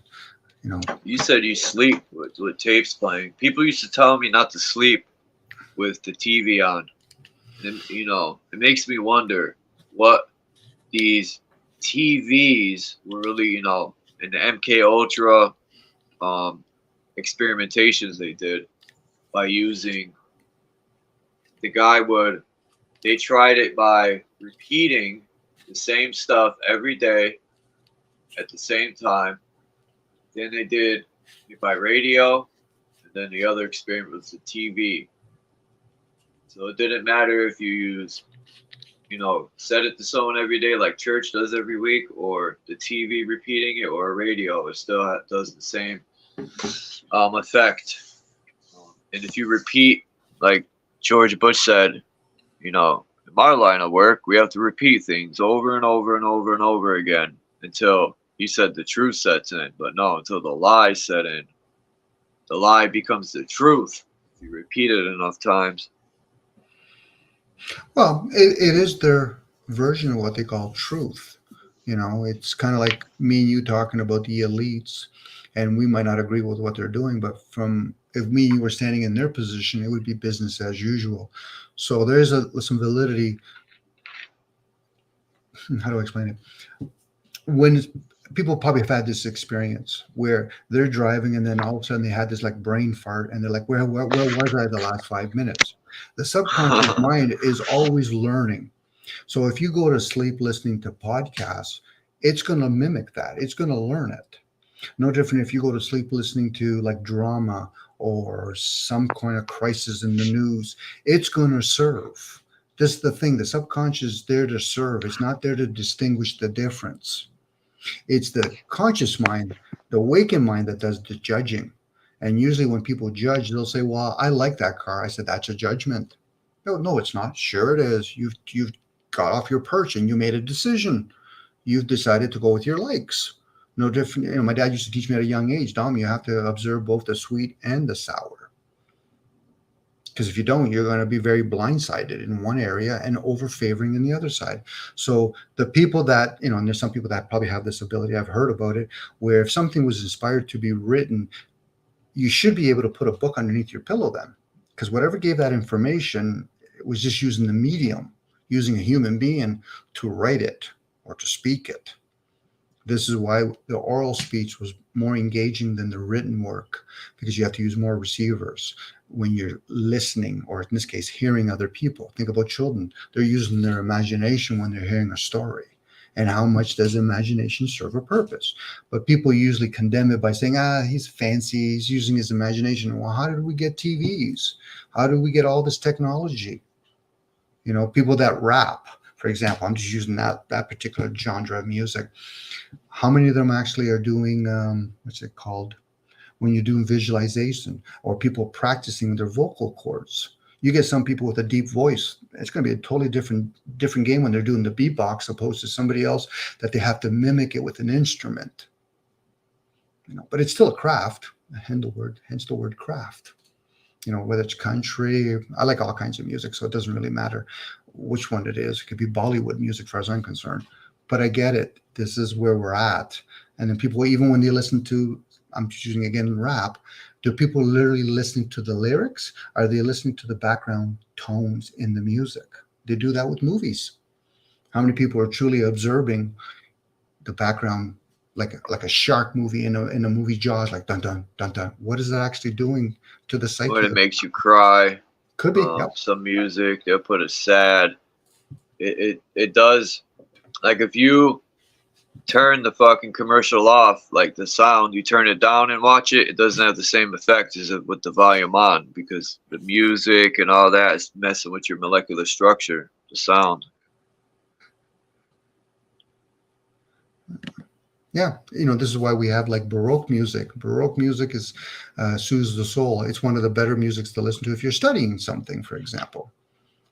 You know, again, there's a lot of frequency and a lot of this. We just take it for granted, a lot of us, where we look at music or numbers and colors for just the surface level, but could there literally be other things behind it? It's like when they talk about cymatica, I think it's called, where, you know, they're playing with frequency and it affects different material. Well, what about, how does it affect the blood?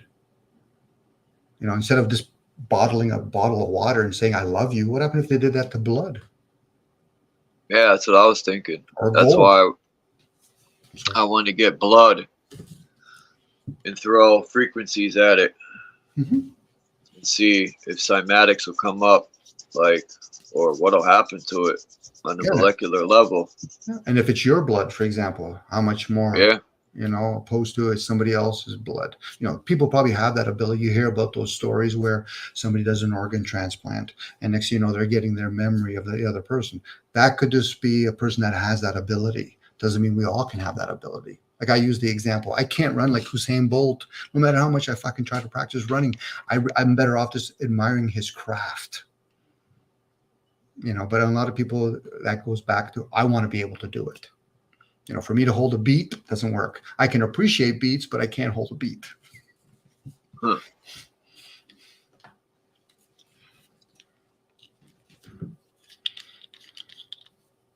But again, it should always be about me. In my world, it should be about me. But when it's about other people, it should be about them. It's always good when you don't need a sign that says go to the back of the bus. Why? Not because you're being distinguished, you know, that you're lesser or whatever. No, that's the best place to observe, from the back of the bus.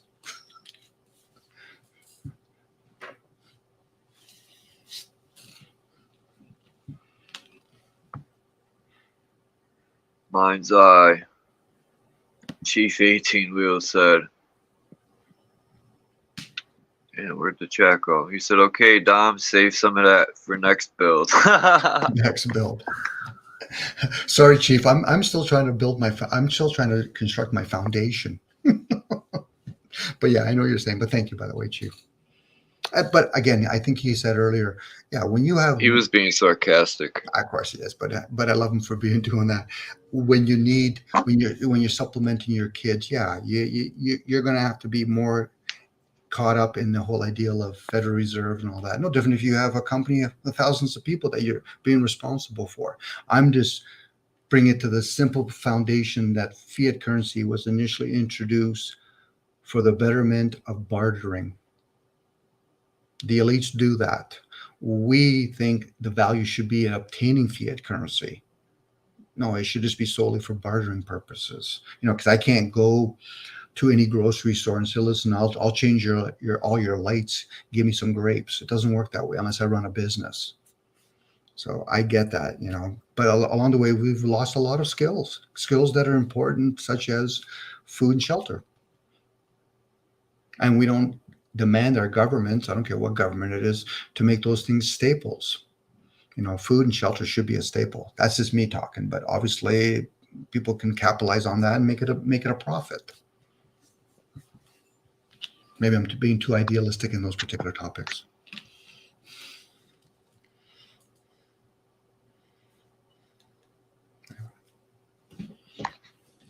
I'm going to drop off then, Charles, because I know you're probably going to shut it down soon.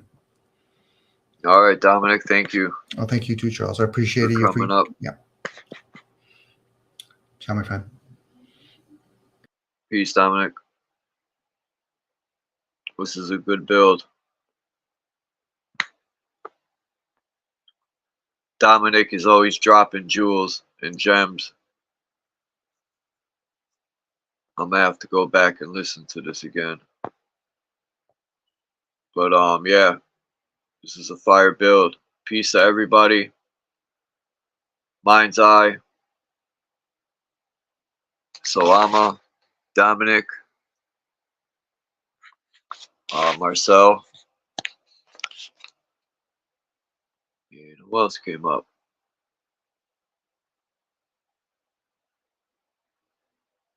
Anyway, peace to everybody, and I'll be going live tomorrow, probably in the morning.